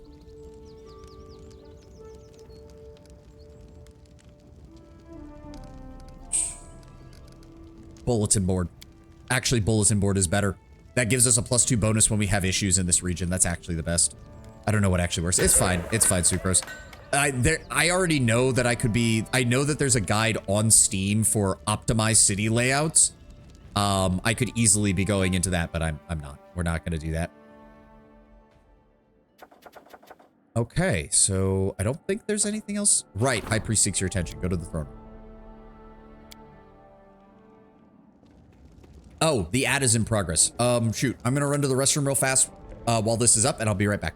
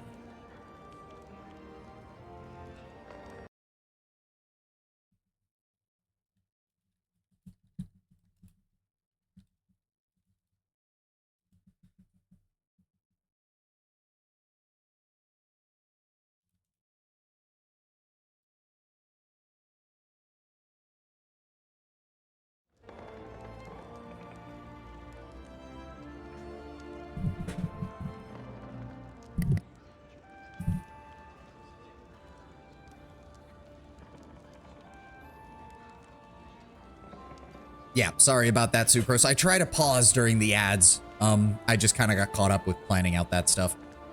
My bad. My bad. Plus, it's good to get a moment to stretch and go to the restroom, refill water, all that stuff. Personally, I really like it. Like, I know ads are annoying. Believe me. I know ads are annoying. But at least when streaming, it's nice to have a moment when the streamer can just be like, okay, let me just stretch. Let me just get all this done. So we don't have to do it in the middle of everything else and waste time. Harim looks at you attentively from under his bushy brows. A god's crier has come unto your lands. Not one of Caden's barkers or Rastil's preachers. No, no, no.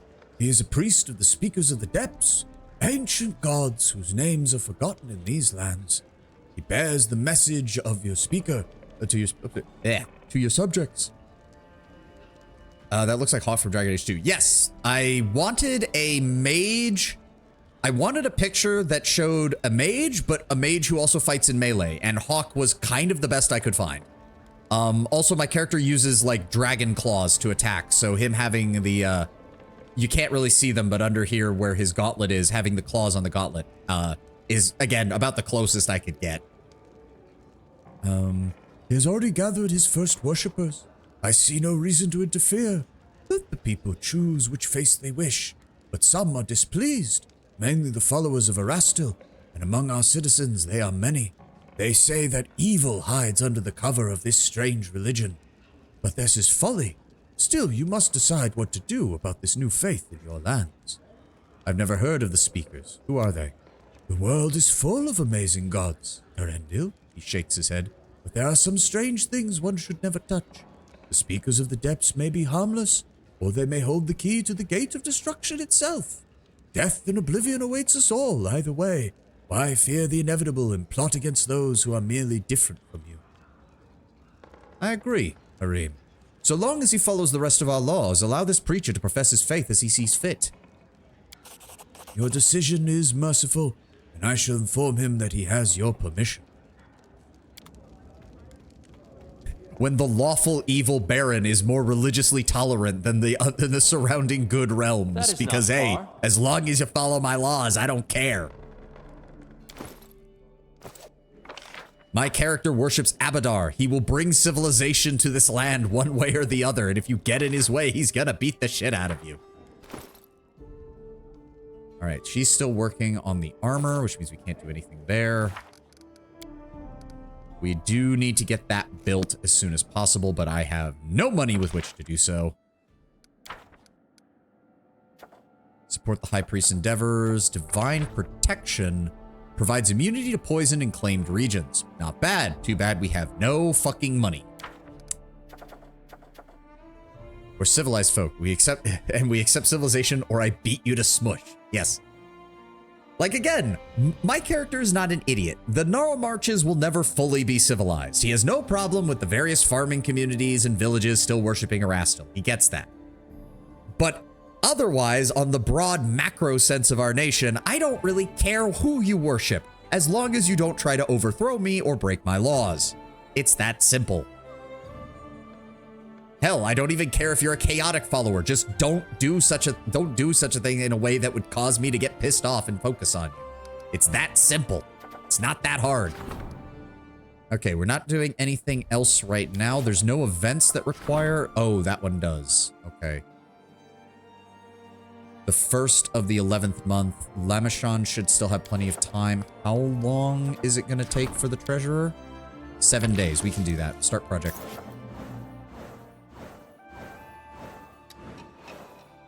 There we go. Economy rank 3. Good. That also improves.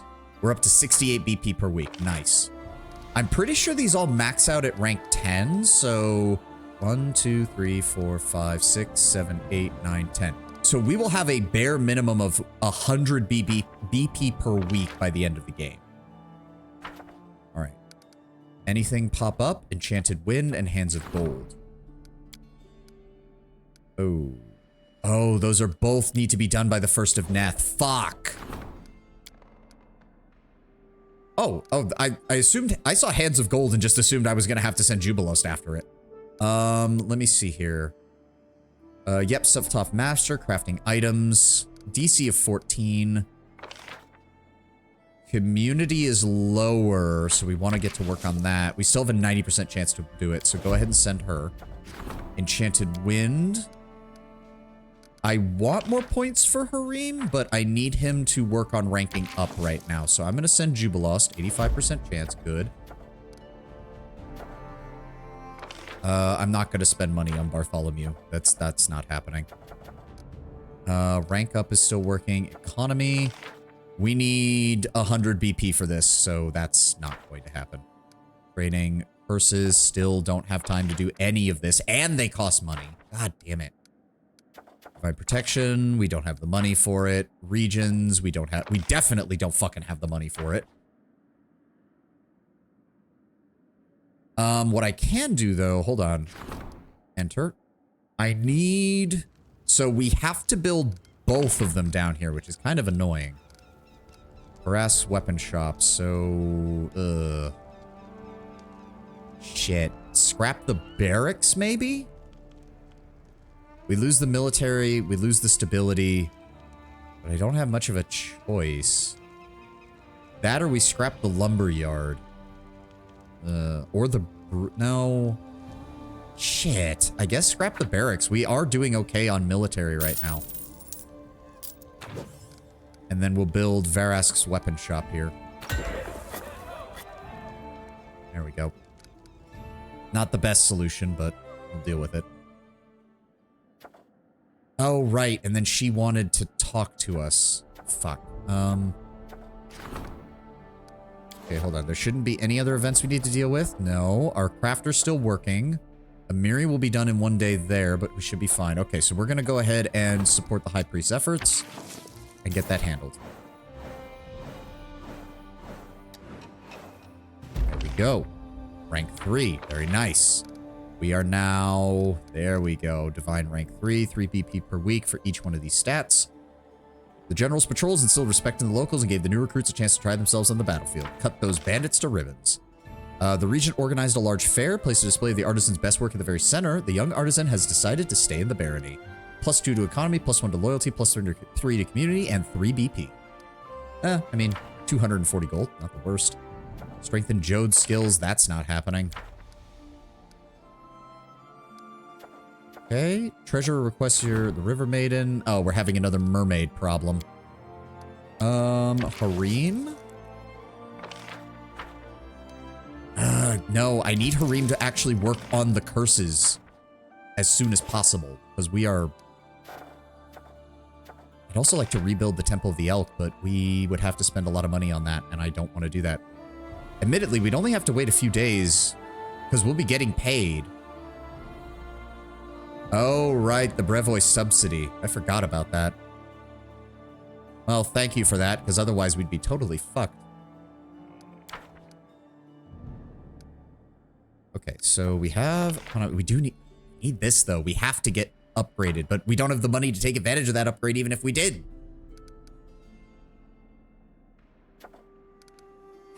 Well, we're definitely not getting the Gnarl Marches anytime soon. That's for fucking sure. All right, hold on. Jubilos, do you need to talk to me? What's up? Yes, hello. I've brought a petitioner with me, one Lamar Tinch, a famous expert on everything regarding alcohol and beverages which feature it. Our impatient guest wanted very much to speak to you in person, my dear Baron, and tell you about his, project. It's a halfling, isn't it? Yep. Or maybe it's a gnome. It has green hair, so it's hard to tell. Nope, halfling. The halfling standing before you looks rather young, but his sharp eyes are framed by slight wrinkles that give away the petitioner's considerable age. Lamar nods politely, sweeping the floor with his beret, and showing off an emerging bald spot on the top of his head. My respects, Baron. I beg your forgiveness for how boldly I sought our meeting, but I could hardly trust anyone with the fate of my beloved new child, which appeared to me in a waking dream as I walked your lands. You see, I was traveling through your lands on my way to Brevoy when, to my surprise, I discovered a most curious detail. It turns out that many of the spicy and bitter herbs in these lands, which I and my colleagues use in our work, grow wild in these parts. Wineberry, goatweed, gentian. Lamar bends his fingers, enumerating the plants, then waves his hands. These names probably mean nothing, tell you nothing of it. But to me, for me, this is a rich list of a splendid palette, a foundation upon which a true masterpiece might be built. Your Grace, I once imagined settling in Brevoy, but your lands and its riches have inspired me. And now my greatest dream is to open a shop in this very capital. With a bouquet you can easily gather nearby, I could easily create a new beverage. True ambrosia for any halfling. Only one thing's holding me back. A lack of financial resources. I hope that now, upon hearing my request, you and your respected treasurer will not refuse a humble artisan some assistance. Of course, in exchange for a future percentage. Lamar bows deeply once again. I eagerly await your decision. You want to hear my opinion? His business will fail. Halfling alcohol is like fruit juice to the other races. It's not like a dwarvish stout. You want to take a risk and put your money on a halfling drunkard? Well, that's your barony and your business, good sir. But remember that if you give this trader money he asks for, then tomorrow there will be 10 more at your gate, just like him. Let's see, we gain +2 to economy, +2 to relations, and we can build a halfling brewery for free. So in reality, we're probably only spending about 70 BP because the other 30 would come in for that. I don't care for this risk. Tell Lamar that the answer is no. Surprised how quickly you captured the character's cadence. Oh, for Jubilost? Yeah, Jubilost I could do a voice of pretty well. I'm honestly surprised. Like, there's some characters I just can't. We already know my female voice range is absolutely dog shit. But I could do Jubilos pretty well.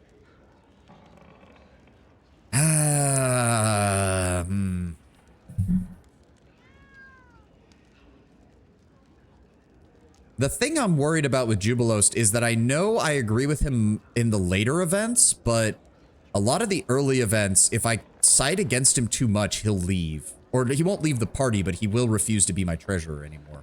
And I don't want that to happen.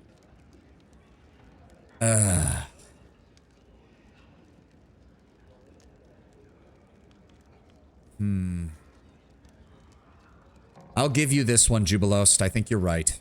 I don't care for the risk. Tell Lamar that the answer is no, unfortunately. Jubilost silently nods in response.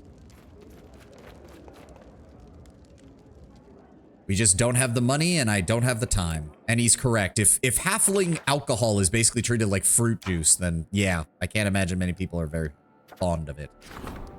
All right, we need 7 days for the next rank up. We need to deal with this.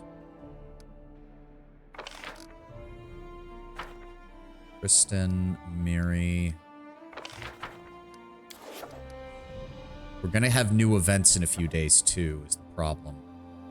How long do we have until that curse goes off? 73 days. So we can expect Act 3 will start picking up within the next month or so. Okay, hold on. If that's the case, let's go talk to Nazriel down in the village and get that cleared. How long do we have until this is done? It's over halfway done. Okay, okay.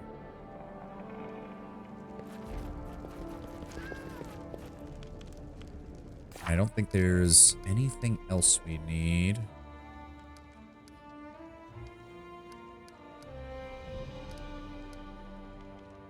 I don't think the next area of the Tenebris Steps is opened up, but even if it did, going there early is a pain in the ass, so we're not going to do that. We need to add another region. We need to unlock the secondary stat. We have 73 days there. Go to Azrael, talk about an apprentice. And Varl's building is also being built. Let's go ahead and leave. Take our normal squad. I think those decisions are all quest decisions, not kingdom decisions. Are they? No, because because each time you qualify for a rank up, if I recall correctly, Lord Brownbear, each time so it's every 20 points, I want to say, you unlock the ability to go to the next rank. And that also unlocks a decision. Like, the taxing event was a decision. The one that Harim just brought us, which was talking about the lesser cults and allowing them to practice openly. Those are decisions. That affects how your barony does going forward. And if you do reject an advisor's advice too much, they will refuse to be that advisor position anymore. So you have to be careful with how many times you accept or deny their choices. At least if I remember correctly about that mechanic. All right, let's head back down here to Wormhold.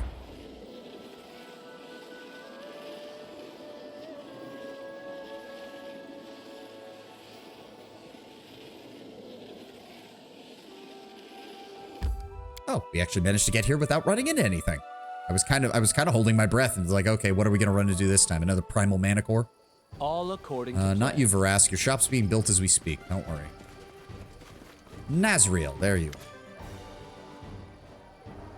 are. A heavily armed Nazriel eyes you suspiciously, but she sounds welcoming enough. Welcome! My apprentice Chartain just finished unpacking, but I'm already up and running. All the better to serve you, your grace. I'd heard that one of your assistants has gone missing. She winces and looks embarrassed. 'Tis so humiliating that you have learned of it, my lord. Something went wrong with my weapon. It was, meant to be a gift for you, but Daitel went crazy as soon as he placed his hands on it. Fell into a fury and just ran off. It's a faulty blade with my markets in the hands of someone else. My reputation will be ruined. I beg you, your grace, please assist me. I don't think that idiot could have gone far, but he may still be near the river. Please bring me back my blade, and I will never let you again. This I swear. The elven woman falls silent, frowning as if trying to remember. Oh, but of course, please be sure to save Daitel, my other apprentice, if it's not too much trouble. What else can you tell me about yourself? What would you like to know? Well, start with yourself. Nazriel looks at you suspiciously for a moment, then nervously brushes her fingers through her hair.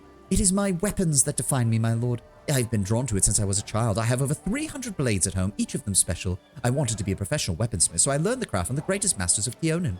Then my comrades in craft and I had a bit of a falling out. A few bastards dared to question my skill. I felt that I could shed this burden outside Keonan, and you know what? I swore then that I would prove that I'm head and shoulders above them all. 2 of them paid the price even when I was working back home. They couldn't stand the competition and went bankrupt. That's where all my competition is headed. Yeah, see, there's the implication that she either legitimately outcompeted them to the point that they went out of business, or that she used a combination of legitimate competition and illegitimate means to drive them out of business. Which, yes, again, to me implies that her apprentice, who said his father went out of business as a weaponsmith, is heavily implied to have been related to one of the people who she drove out of business. Tell me about your craft. She juts out her chin. My art, my lord. A mere craftsman could attach a piece of wood to a piece of iron and be happy with the work. That is not what I do. I listen to the weapon as I craft it. I talk to it. I spark its desire for blood and violence. This gives you 2 warriors on the battlefield, the wielder and the weapon. Of course, I pay close attention to the detail. A sharper bevel will allow the blade to cut through flesh, not into it. Change the angle of the point and the blade will pierce through armor like a stitching awl without sliding. I learned all this from forging my weapons. You just need to be able to know what you're looking for. And your apprentices? She waves her hand angrily. Those boneheads, why would you care about them? Oh, it doesn't matter. I recruit apprentices for simple tasks. They sign my contracts, they obey me, and they take full responsibility for any harm they suffer during my services. One of them, Sartine, works in the smithy. The other, Daitel, tests finished weapons and runs errands. Thank you for the update. I will go find them. If I recall correctly, he goes to the bridge, I'm pretty sure. I think. I hope I got that right. Yep. Now we have to hurry off to the river in the Calmlands to help the poor kid. Yes, so he's over here at the Gudrian River.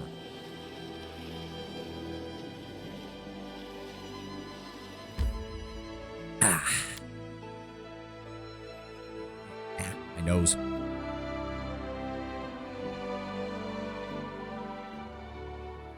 I wonder if we could take on the Lenorm. In due time. I would like to get that done so we can cross that off our list. I don't remember where that... Oh, okay. Well, I think he's over here, because otherwise... Oh, that's problematic. All right, let's save his life, I guess. Go for that one. Good, you dead. Oh, holy shit. Oh, that was beautiful, Echo. That was beautiful. Basic direwolves are no match for us. Thank you. That is not far. Time's not waiting. I think he aggroes, if I recall correctly. I'm going to throw shield real fast. Like those. Don't hesitate. Valerie. I did put everything on you, right? Yes. Displacement ring, all that. Okay, good. Good. All right. Talk. When he sees you, the elf crouches in fear, hiding something in his arms. Have you come to take it? No, it's mine. Leave me alone. A grimace of pain and madness captures his face. It's far too valuable. You can't own it. I'm the only one who can, you hear me? I'm the only one who can protect it. Everyone else wants it for themselves. I'm not giving it away. I've been hiding. I can hide from you too. Don't come any closer. The elf is staring at you, froth dripping from his lips. I am the ruler of this land and a friend. Don't get me wrong, but that thing is playing tricks on your mind. Hand it over. The elf is beginning to understand. Yes, it bad. Poisoned my mind. The elf throws the sword away fiercely. Daito returns to his senses and falls limply to the ground. Oh, good lord, it's finally over. The damn blade took my sanity. I never expected the mistress could create such a monstrosity. Let her find another assistant. This damn thing nearly cost me my life. There we go, Nazriel's cursed sword. The weapon was supposed to cast fear on enemies, but for some unknown reason, it poisoned the mind of its owner. The curse has since lost its power, and the sword has now turned into an ordinary blade. As it should be. Alright, now, we'll try the Lenorm later. We've only got about 30 minutes left in the stream anyway, and I don't want to waste half of that doing all the buffing, only for us to die. But we will return. Don't worry, we will deal with that Lenorm. I swear it. Alright, let's go ahead and return back down here.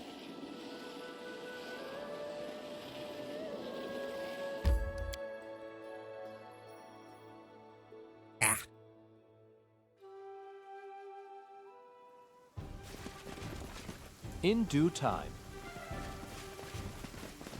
His stuff have been built by now? Oh, there we go. Your Grace, decided to see how old Varask is doing? I've set up nicely. I can forge armor and weapons for anyone who's got coin. The fighters in your land, they're weak. Some can't even lift an axe that I make. They cannot hold a candle to my sons. The half-orc grows grim and his voice becomes more dull and soft. My eldest was a strong one. It hit an ogre with a hammer. So hard it would leave behind its teeth along with its boots. Both gone, son and hammer. 12 generations my family owned that hammer. It's a relic. Wish I could fix it, but how? For whom? Tell me of yourself, Varask. What should I tell you? My dear, ask me what you want to know. What happened to your family? You mentioned you lost them. He grows grim and his eyes water. I left my home, went to a tribe that had ordered weapons. When I got back to my house, I was ambushed. They hid in my own yard. I have no idea how I survived, but I saw the dead bodies of my wife and children with my own eyes. I had 4 lads, all of age, all knew how to use weapons. 3 daughters too, and they knew how to fight as well. More of the scoundrels just poured out of our house. They must have tracked us down, waited to catch us by surprise. I was lucky. They didn't kill me with the others. I fought them and got lost in the woods. Walked for a long time with no road and ended up here in one of your towns. You know the rest. But the gods didn't see a long life for those bandits. Heard they're all dead. Only their chief is still breathing, the fingerless witch. Speak of your craft. Nothing to tell. Barbarians think all good things must be sturdy, heavy, and big. Fragile and brittle things are no match for strength. They have so much it begs to come out. Small and light things may be useful, but they're easily lost in battle. A weapon must be sturdy, or a warrior might break it over their own head or the enemy's. An armor must be even sturdier. A blacksmith, I figure, must be like his armor, sturdy and strong. Varask shows you his huge fists and absurdly thick arms. And patience. Most barbarians have trouble with that last one, which is why a master is so valued. Where are you from? Born in Beltson. I had to take off when I was a snot-nosed kid, got in a fight with a bonehead and I hit him. I mean, not the bonehead, I was aiming at him, but I hit the chief's son. And he suddenly went and died. Had to run away as far as I could just to stay alive. I think we already read Belkson's description. Uneven badlands, water is scarce, generally limited to the seasonal flood road. So I ended up in Lastwall. Awful place. Anyone with orc blood is seen as a misfit. Which is fair enough. I mean, the orcs have killed so many of them. I settled there, started my business and a family.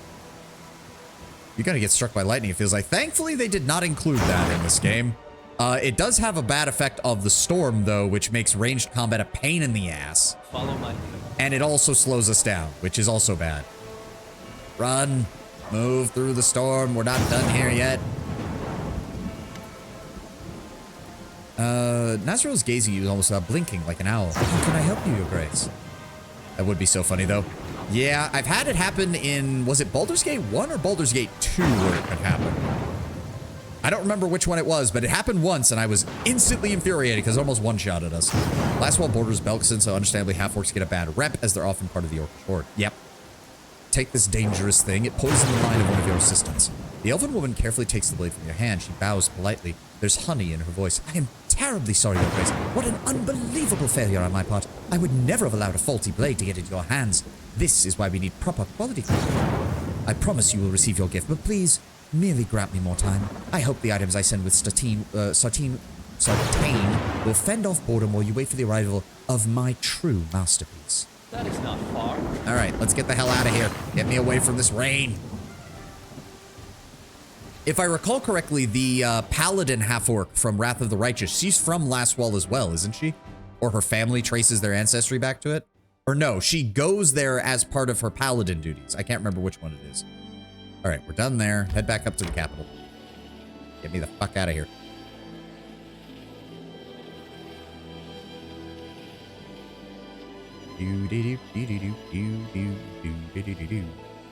Female paladin half-orc sounds badass. She's a pretty good character if I remember correctly from Wrath of the Righteous. Irabeth, she's from Mendev, but she did do some paladin duties in Lastwall. That's what it was, yes. She went there to basically prove herself as a paladin. She's all right. The main problem, Sucrose, if I recall Irabeth's story, is that she starts off basically... You basically meet her on one of the worst days of her life, and it doesn't get better for a while. In due time. So she's kind of understandably a bit out of it throughout most of the first 2 acts. Then we have Gryla, the giantess that can summon the Krampus. No, we're not making Aventress memes. All right, so are we still working? Yes. We're still a long way from that being done, unfortunately. That's fine. We don't have anywhere to explore right now. Harem. Let me see here. Divine still needs to go higher. So yes, I'm going to go ahead and use that. 95% chance to succeed. Or wait, hold on. Or do I start him on one of these? We have time. No, because if he does any of those events, I don't think he can. Let's see here. 22 days and pretty much all of our money. Fuck. We have to get these done though. If we want the true ending, we have to get those curse analysis done. She explains that her father was 100% orc paladin, and if I were playing one of my own half-high characters, he himself would have said, I don't believe you. To be fair, I don't think she says her father's a paladin. I think she just said he was a knight. So he could have been a cavalier or just a straight-up, like, warrior. I don't remember if she actually says he was a paladin, specifically. All right, now let's get started on this. We need more divine points. Okay, nobody's doing anything else. Strengthen Jode's skills. That's not happening. Support the treasurer's endeavor. He's working on that, so we can't do anything there. Rebuild the Temple of the Elk. We have to have Harem for that, so we can't do that. I guess... No, we have to wait until we have more money. No. Turn that off. But he is stronger than Gryla. If the two of them fought, who would win? God damn it. That I could believe, and that wouldn't have bothered me, but I'm pretty sure she says paladin, otherwise I wouldn't have remembered so well. We'll see when we get to Wrath of the Righteous, although to be fair, that might be a mistranslation between CRPG and TTRPG. Maybe in the tabletop version, she does say he's a paladin, and in the CRPG version, they don't. I don't know. We'll see when we get there. It's going to be a while, though. It's going to be a long while. All right, we're not going to do strengthening. We can't do any of the researches, unfortunately, and I can't afford that. All right, so I guess we're just going to skip days. Important essay published. What? Darkest Dungeon, Expedition 33, then Wrath. Yep, that's the plan. Jode looks to be puzzled and amused at the same time. Your Grace, I've brought you an extremely unusual message. It is, how should I put it, an essay on your barony, written by Jubilos Narthropple and published only recently. I thought you might like to see it for yourself. Okay, we have to do this in Jubilos' voice. Have you ever dreamed of becoming a baron? It's not that hard. All you have to do is go to the Stolen Lands, tiny region located between Brevoy and the River Kingdoms, and a source of dispute for the two for many years. Miles and miles of woods, swamps, infertile clay soils infested with monsters and bandits. It's something like a white elephant. One can't hold it, but also can't give it up. and let their neighbors have it. For many years, the Restovian sword lords have been promising a title to anyone who can manage to bring some semblance of order to the god-forsaken land. This is just the usual way of rulers to solve their problems. There are plenty of adventure seekers, and you can always find another naive, brave soul who would gladly risk his or her life without payment. There are many who took the bait. Their sun-bleached bones still litter the banks of muddy lakes and lie in piles under crooked trees. So, you can imagine how astonished I was then when someone actually managed it, breaking the antlers of the local kingpin known as the Stag Lord and turning the bandits' fort into the capital of a new barony. Of course, I departed for these lands immediately to witness with my own eyes the man and the one who had managed to install control over the stolen lands. Now, my readers, let me be quite honest. The achievements of this new barony are still quite moderate. My letter didn't get there in time. I hope the courier who had to deliver it is alive and well, since no one could meet me. I decided to get to the capital on my own, which was a strategic mistake. For the road building in the barony functions even worse than its courier service. I barely made my way through the mud and wind-fallen trees just to narrowly escape drowning in a river ford. The only thing that kept me going was the anticipation of the joy the Baron would express when I told him about the marvelous scientific novelties called bridges. Furthermore, a horde of hungry kobolds jumped out from the underbrush. Just when I was getting ready to kiss my life goodbye, the Baron himself emerged from the woods, fought off the pests, and helped me to get on firm ground. As it turns out, the Baron has strong justification for neglecting roads and bridges. While his capital is under construction, he lives on the road, and with the help of his companions, patrols his realm, dealing significant damage to the local, ever-hungry fauna. May the plagues take them all. Trolls, boggards, will-o-wisps, and giant spiders really impede the improvement of public services. I've offered the Baron my advice and my active help. You can spit in the face of those who claim Jubilos can only criticize. You could try out your luck as well, though the title of the ruler's already taken. The young barony offers plenty of vacancies, both for laborers and sellswords. Just don't repeat the mistakes of your predecessors. Demand payment in advance. As for those of you who prefer to learn about wild lands and dangerous adventures from the magazine pages, we'll meet in the next issue. Irabeth has a similar issue with someone like Nira, where it feels like people just tacked on her being half-orc because they think it's cool, but didn't do the groundwork of everything that entails. She could easily be a less common human ethnicity, and her story pretty much doesn't change. Yeah, although that might also just be a case of Alcat looking at it and going, she's not that important, so we're not going to flex on her character that much. We'd much rather write our companion stuff, which I can understand. Okay, so Jubilos was largely praising us. That's fine by me. Does he have something to say about this? I read your article. Should I be flattered? Flattery is entirely foreign to my works, good sir. Everything that I write is the absolute truth and never intended to satisfy egos. He looks at you over his glasses. But in case you are wondering, yes, I'm impressed with what you've done so far. Thank you, Jubilos. Irabeth's pretty important as a side character. I think they do her justice in that regard. It's her original tabletop writer that's to blame. Ah, okay. I see what you're saying. Wait for Nazriel's gift. Yeah, we already did this. Are there more artisans down there that I'm not aware of? Well, we'll find out later, I guess. Document was read and sent to the archives. Thank you for the community bonus. He's about to be done. Then we can do the treasure stuff. There we go. The treasurer managed to invite several guests from the neighboring countries. Many well-known wizards and magical researchers have visited the barony to study this unique phenomenon. Economy +5, divine +1, arcane +1. Good. Stability and culture are getting up there, so we might be able to get those unlocked soon. Now, let me see here. We're still waiting on money to come in, unfortunately. We're not going to be doing any strengthening. Harim is currently still working on things, and we can't afford to claim the Southern Gnarl markers yet, unfortunately. So I think that just leaves support the treasurer's endeavors. How close are we? Okay, we should hopefully be almost done with this by the time we're done. Let's go.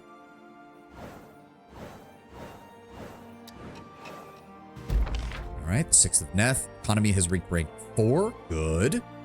And we've actually gotten economy out ahead of the other stats. So the next time we rank up these other stats, we'll actually get the BP from them automatically.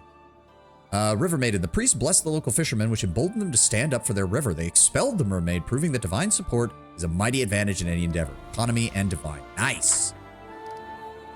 What have we got left? We have new settlers. Caravan of settlers has entered the region. These are people dreaming of a better life, seeking a new home. Perhaps they will find happiness in the stolen lands. We need Valerie for that one. And accursed things. Something strange is happening in the region. Residents are complaining of strange misfortunes. Someone must be casting spells to harm the barony subjects. We can only send Harim after that. I wanted to get him started on... Okay, we have time, though. Needs to be attended before the first of the new year. So we actually have time. I would like to... Curses. We need 65. We can't do that one yet. This gives Divine and Arcane. Okay. 100 BP in 30 days. That looks into Candlemere. Jenna, that's 125. We don't have the money for that. And we don't have the ability for that. Really? We only have 2 of them that we can do? Alright, fine. Candlemere. Hurry and start looking into Candlemere, figure out what we've got going on over there. Alright. Events. Alright, grab you. 80%? 80% chance. We have a decent number of crisis points. Go ahead and take one of those. And we're going to have to hold off on this one. Alright, let's go ahead. It is past the first of the new month, so we need it. Wrath doesn't suffer the same issue as Kingmaker, where each book had a different author, and it was only tied together last second. That said, Owlcat does take some significant liberties that I will point out as you play. Yes. I mean, I'm already well aware of your hatred for Camilla and what she does with the librarian. So, I'm already well aware of that. Oh my god, it's still not done. It takes forever to forge this thing. Good lord.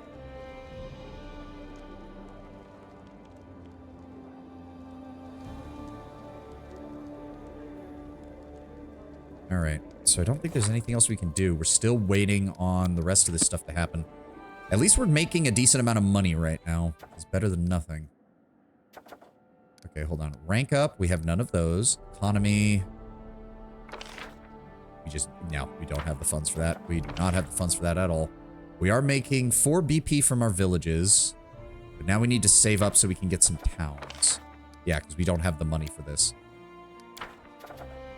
And that is totally not worth it. At all. Jesus Christ. And we don't have time to do that. Okay. No training. Purses are being looked into. Okay. Let's just start skipping days, I guess.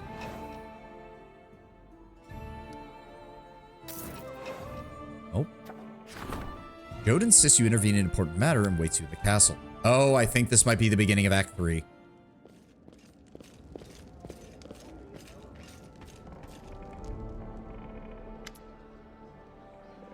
Judging by his flared nostrils and furrowed brow, something has upset Jode greatly. Your Grace, I have here one of your subjects who goes by the name of Remus. That was the old man, right? Yep, strange old man obsessed with visions. We caught him spreading false prophecies and sowing fear among your people. The old man before you is clad in tattered rags. His gray hair and beard are filthy and matted. Judging by the smell, he has not bathed in some time. Perhaps years. You have to fight the urge to cover your nose, even at this distance. Oblivious, the old man picks at his beard in silence as if trying to catch the lice in it. You're not certain he even knows where he is. Jode straightens, his face flushing. As if that was not enough, this Erastil, forgive my words, prophet has blasphemed against the deities, proclaiming we must bow to some false god. At the mention of God, the old man shudders and his eyes go wild, almost feverish. The goddess will rise from the forests, from the swamps. You've cut down her trees and drained her marshes, but she will take more. Fall to your knees and repent, that she may grant you a swift death. Your Grace, please, you must deal with this madman. Oh, I'm the only sane man left in this hideous, ugly city. Its stone buildings clawing at the soil, they think themselves safe. The sky shall open, the earth shall tremble, this city shall crumble beneath its pride. Erastil, have mercy, will you be silent, you fool? Another world shall swallow this ugly city and its careless dwellers, and only the rain shall weep for the emptiness left in their place. We've already met Sir Remus, not far from Oleg's trading post. Remus gives you an absent-minded look. He seems at a loss. It is up to you. It's up to you to decide this homegrown Arodan's fate, Baron. I await your command. You should execute him. Nah, it would be... hold on. Let's talk about your prophecy, Remus. Remus looks at you silently, almost nervously, pulling at his beard. What is this other world you speak of, and what happened to this city? A different world, fierce and wild. Mountains impale the sky, rivers change direction. The very trees talk to the stars. He swallows and stares ahead as if lost in thought. A wild world that will consume the city and shape it in its image. Be the end of us all. And how do you know about this? The goddess shows me visions. Whispers of a beautiful new world told me she must heal nature's wounds. I don't want it. He shakes his fist, threatening someone invisible. She must be stopped. The sacrifices Offer up sacrifices, goats, cows, horses. Maybe that will be enough. It must be enough. Tell me of this goddess. Her fury is like a river after a storm. Her voice thunder in the summer sky. Her touch cold and sharp as a sliver of ice. Beautiful as a dream. He stutters, then blushes. 40 years since I last longed for a woman. But her...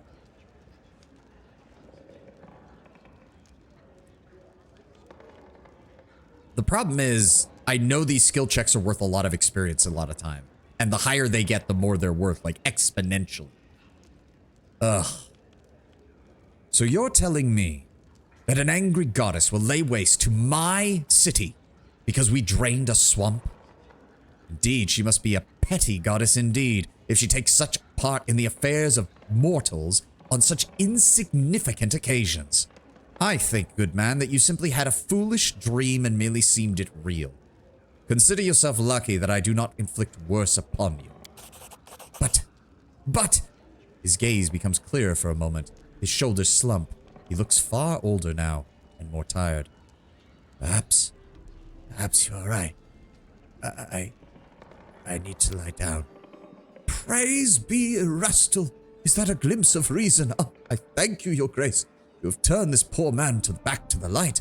I will find him a place to sleep and ensure he is fed and then sent away once he wakes. We should expect no more trouble and no more prophecies. Joe smiles and bows, signaling the end of the conversation.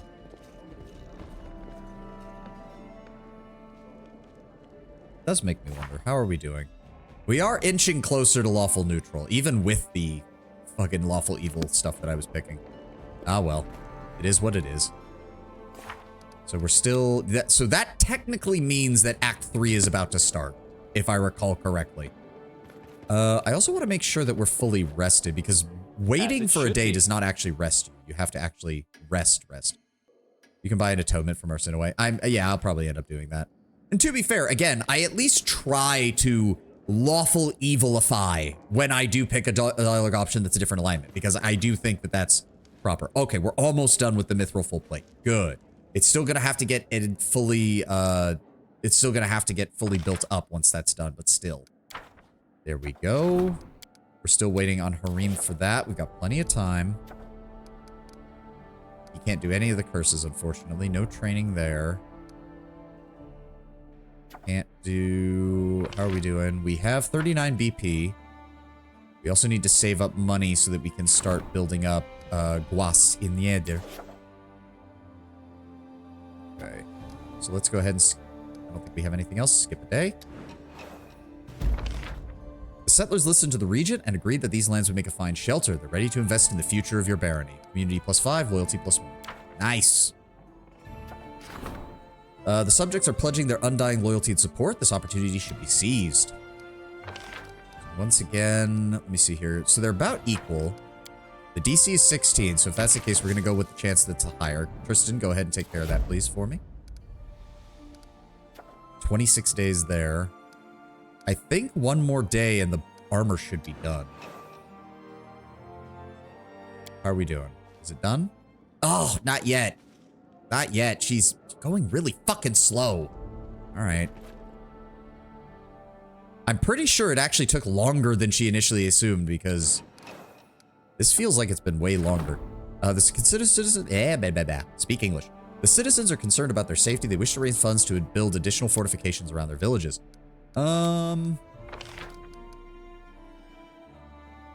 Military is lower. So I'm actually fine. Yeah, send a Miri to go assist with projects out there. She can handle that.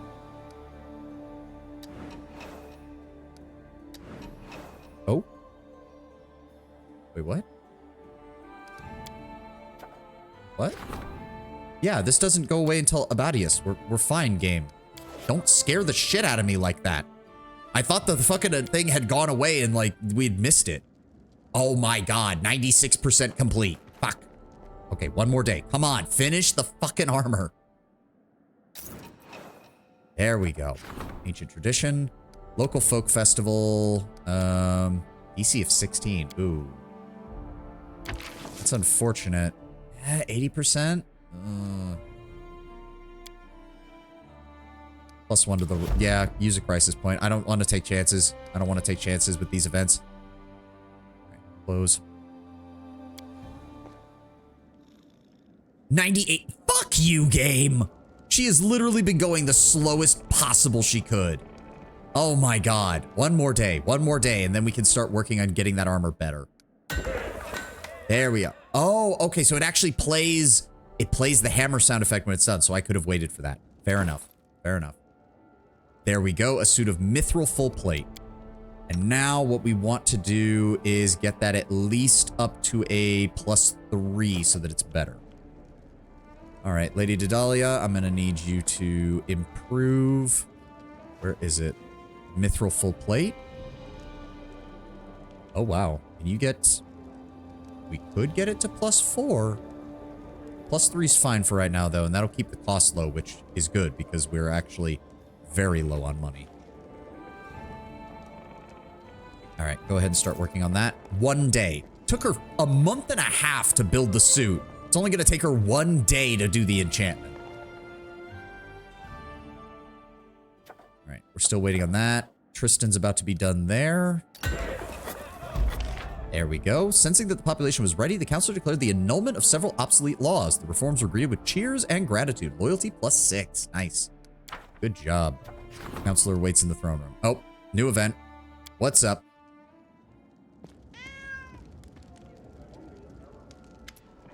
There is something important I wanted to discuss with you. Meeting your eyes, Tristan looks away as if perplexed. It is not easy to admit, but recently the barony has grown so much that I feel it slipping from my grasp. I would ask that you ease my burden by finding someone for the position of the curator of the arts and education. Tristan catches his breath and smiles brightly. It would be a huge weight off my shoulders. I have other news as well, which I'm sure you'll find agreeable. As you know, our neighbor to the south, Galt, has been in chaos for years. Their ever-changing rulers destroy that which goes against their fickle doctrines, including scientists and creators. But one of them was able to recently escape to your lands. He's the publisher of a newspaper whose headquarters in Galt were burned down after false accusations of slander. He wishes to move to your capital where he will enjoy your protection. And in exchange, he has offered to found a new printing house. He escaped Galt with his plans for a printing machine with him and is ready to start his business here, with your permission and help, of course. I think it's a wonderful opportunity, not only for our own newspaper, but to help an innocent man get back on his feet. What do you say? We already have Lindsay's printing press. Why would we need another? Lindsay publishes books, sir, not newspapers. I doubt she'd be interested in this kind of endeavor, and our guest from Galt specializes in it. Culture +5, -100 BP. But that pretty much unlocks the culture rank, which is good. It is a fairly hefty expense, Tristan, but you are correct. Having the ability to dispense proper news to our entire subjects and the whole of the barony is most worth it. Do so. Wonderful. I shall immediately send a messenger to the poor fellow and inform him of your decision. His eyes flash with excitement. You have saved another soul from hopelessness and despair. What I've actually done is purchased basically a way to instill propaganda. I'm a lawful evil person, Durendil. I mean, it won't be overt propaganda. We're not big enough really for that, but it will be subtle propaganda, such as how Dracaria should not be a mere barony. We are a kingdom. We are merely starting. We will grow. We will expand. Defenders of the Dracarian dream, now is our time. Gonna be channeling a little Scholar Vasari for this.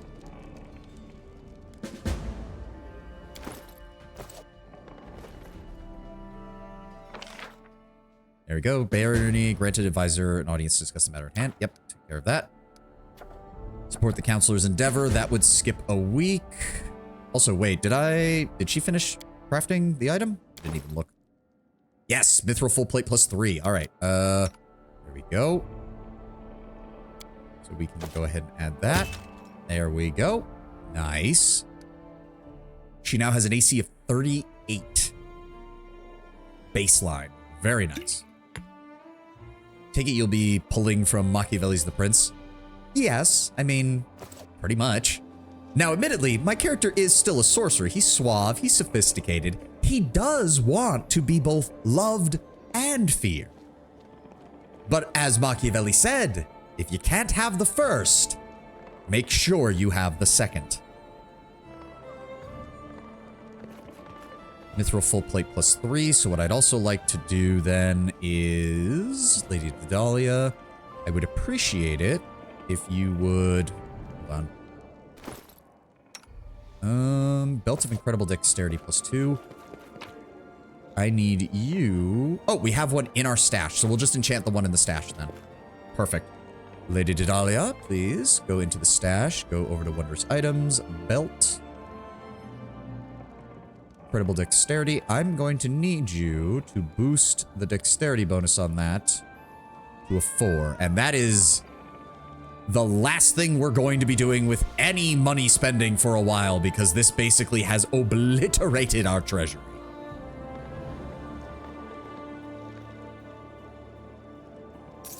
It's going to take 3 days. Good. And that means I can go ahead and support the counselor, which will get us another rank, and that will unlock... Yes, culture has now been unlocked. We're making another BP from that. Why am I at negative 22 BP? Oh, because we spent 100 for... Okay, so it will put us in debt if we use an event. So we have to spend 1,000 on that. There we go. We're no longer in debt. Okay. Good. And we're still serene. Good. Good, good, good. What is this?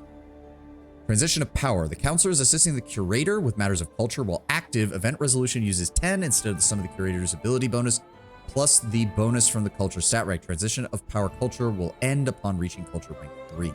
Oh, right. We need to actually appoint a cultural... culture... What stat does this use? Charisma. Okay, well then it's probably going to be Lindsay. Wait, what is her... So let's see. Jaethal seeks to control and dominate, but unfortunately with the way the game changed her, she does not have much of a charisma score. So that's not going to be a good idea. Lindsay, on the other hand, promotes freedom of expression and supports artists and art. They are free to express whatever they will. They just need to remember that I'm in charge. Simple as. And how much longer on the curses? 19 days. All right. Skip day. And the curator needs your help. And this is probably going to be where we finish. We're going to do Lindsay's event. We're going to get our item. And that's probably where we're going to end for today. Lindsay waves her hands in excitement. Finally, finally, you have your own advisor for cultural affairs, and I'm so happy you gave it to me. First of all, art in our barony is doing absolutely terrible. People care more about the soil and what it can give them, and not about affairs of the spirit or life of the mind. Lindsay, I'm already hearing you talking. 1 second. Valerie, leave the room, please. I don't need to hear your sarcastic comments. I can literally tell you're about to interject. I know you don't like art. Go take a lap around the city, okay? You are free to talk as you wish, just you aren't free from the consequences of your statements. I mean, maybe. Again, it helps the fact that my character is going to be basically transforming into a dragon, so he's going to be around for a while to ensure that his barony, his kingdom, stays exactly the way he wants it to. But we can fix this. Your subjects just need a gentle nudge in the right direction. Snooze that ad. We just have to spend a little money and time on education and open some private schools and offer classes, and god damn it, Lindsay, we don't have the money for this. No, but she is right. We invest in the education now or we get fucked later. Take a loan. Fuck. What can we sell? I need to go make money now. We can sell the full plate +2. That'll give us some. The dwarf... Where the fuck did this dwarven war axe come from? Well, whatever it is, we're selling it. Jaethal's old dagger. We're keeping those. I think everybody has... Everybody should have a cloak. Hold on. Double check real fast. Everybody has a cloak of some description, right? Yes. Yes. Yes. Yes. You guys have amulets? Yes. Everybody else has amulets? Yes. You don't need an amulet because you're never leaving the fucking castle. Okay, so those extra... Okay, these can all be sold. As well as the Rings of Protection +1. As well as the Cloaks of Resistance +1. Okay, we're emptying out part of the treasury. I will deal with that later because I don't really have time to mess around. So we will deal with that. Also, did she not finish? Oh, 3 days. Right, 3 days. Okay, well, that's where we're going to end for right now. Thank you all for being here. Thank you all for joining me. I need to get going. Sorry, I'm a little bit behind. I know who I want to raid into because she updated her stream schedule, so she absolutely should be streaming right now. What did you hire? Wait, what? Why did you hire a man named Mr. Piss? Well, he was a bundle deal with his brother Stashi. Wait, what? Oh, I get it now. Fun, good to catch you. Thank you for showing up, Sucrose. Glad to have you. Really glad to have you. Thank you for swinging by. And I hope you have a glorious and wonderful rest of your day. And yes, Lucy Pyre is on. She is my Oshi. She is the reason I got into VTubing. We're going to go raid Lucy Pyre. And I have no idea what she's playing. Fears to Fathom, which I'm assuming is some kind of horror game. But thank you all for being here. Thank you all for joining me. I hope you all have a lovely, lovely, wonderful rest of your day. I will see you on Friday for more. I'm definitely going to try and do a little bit of management off stream tomorrow if I remember, so that we can clear out like level ups and all that stuff down here. But thank you all for being here. Thank you all for joining me. I will see you on Friday. Have a glorious rest of your week. Bye-bye, everybody.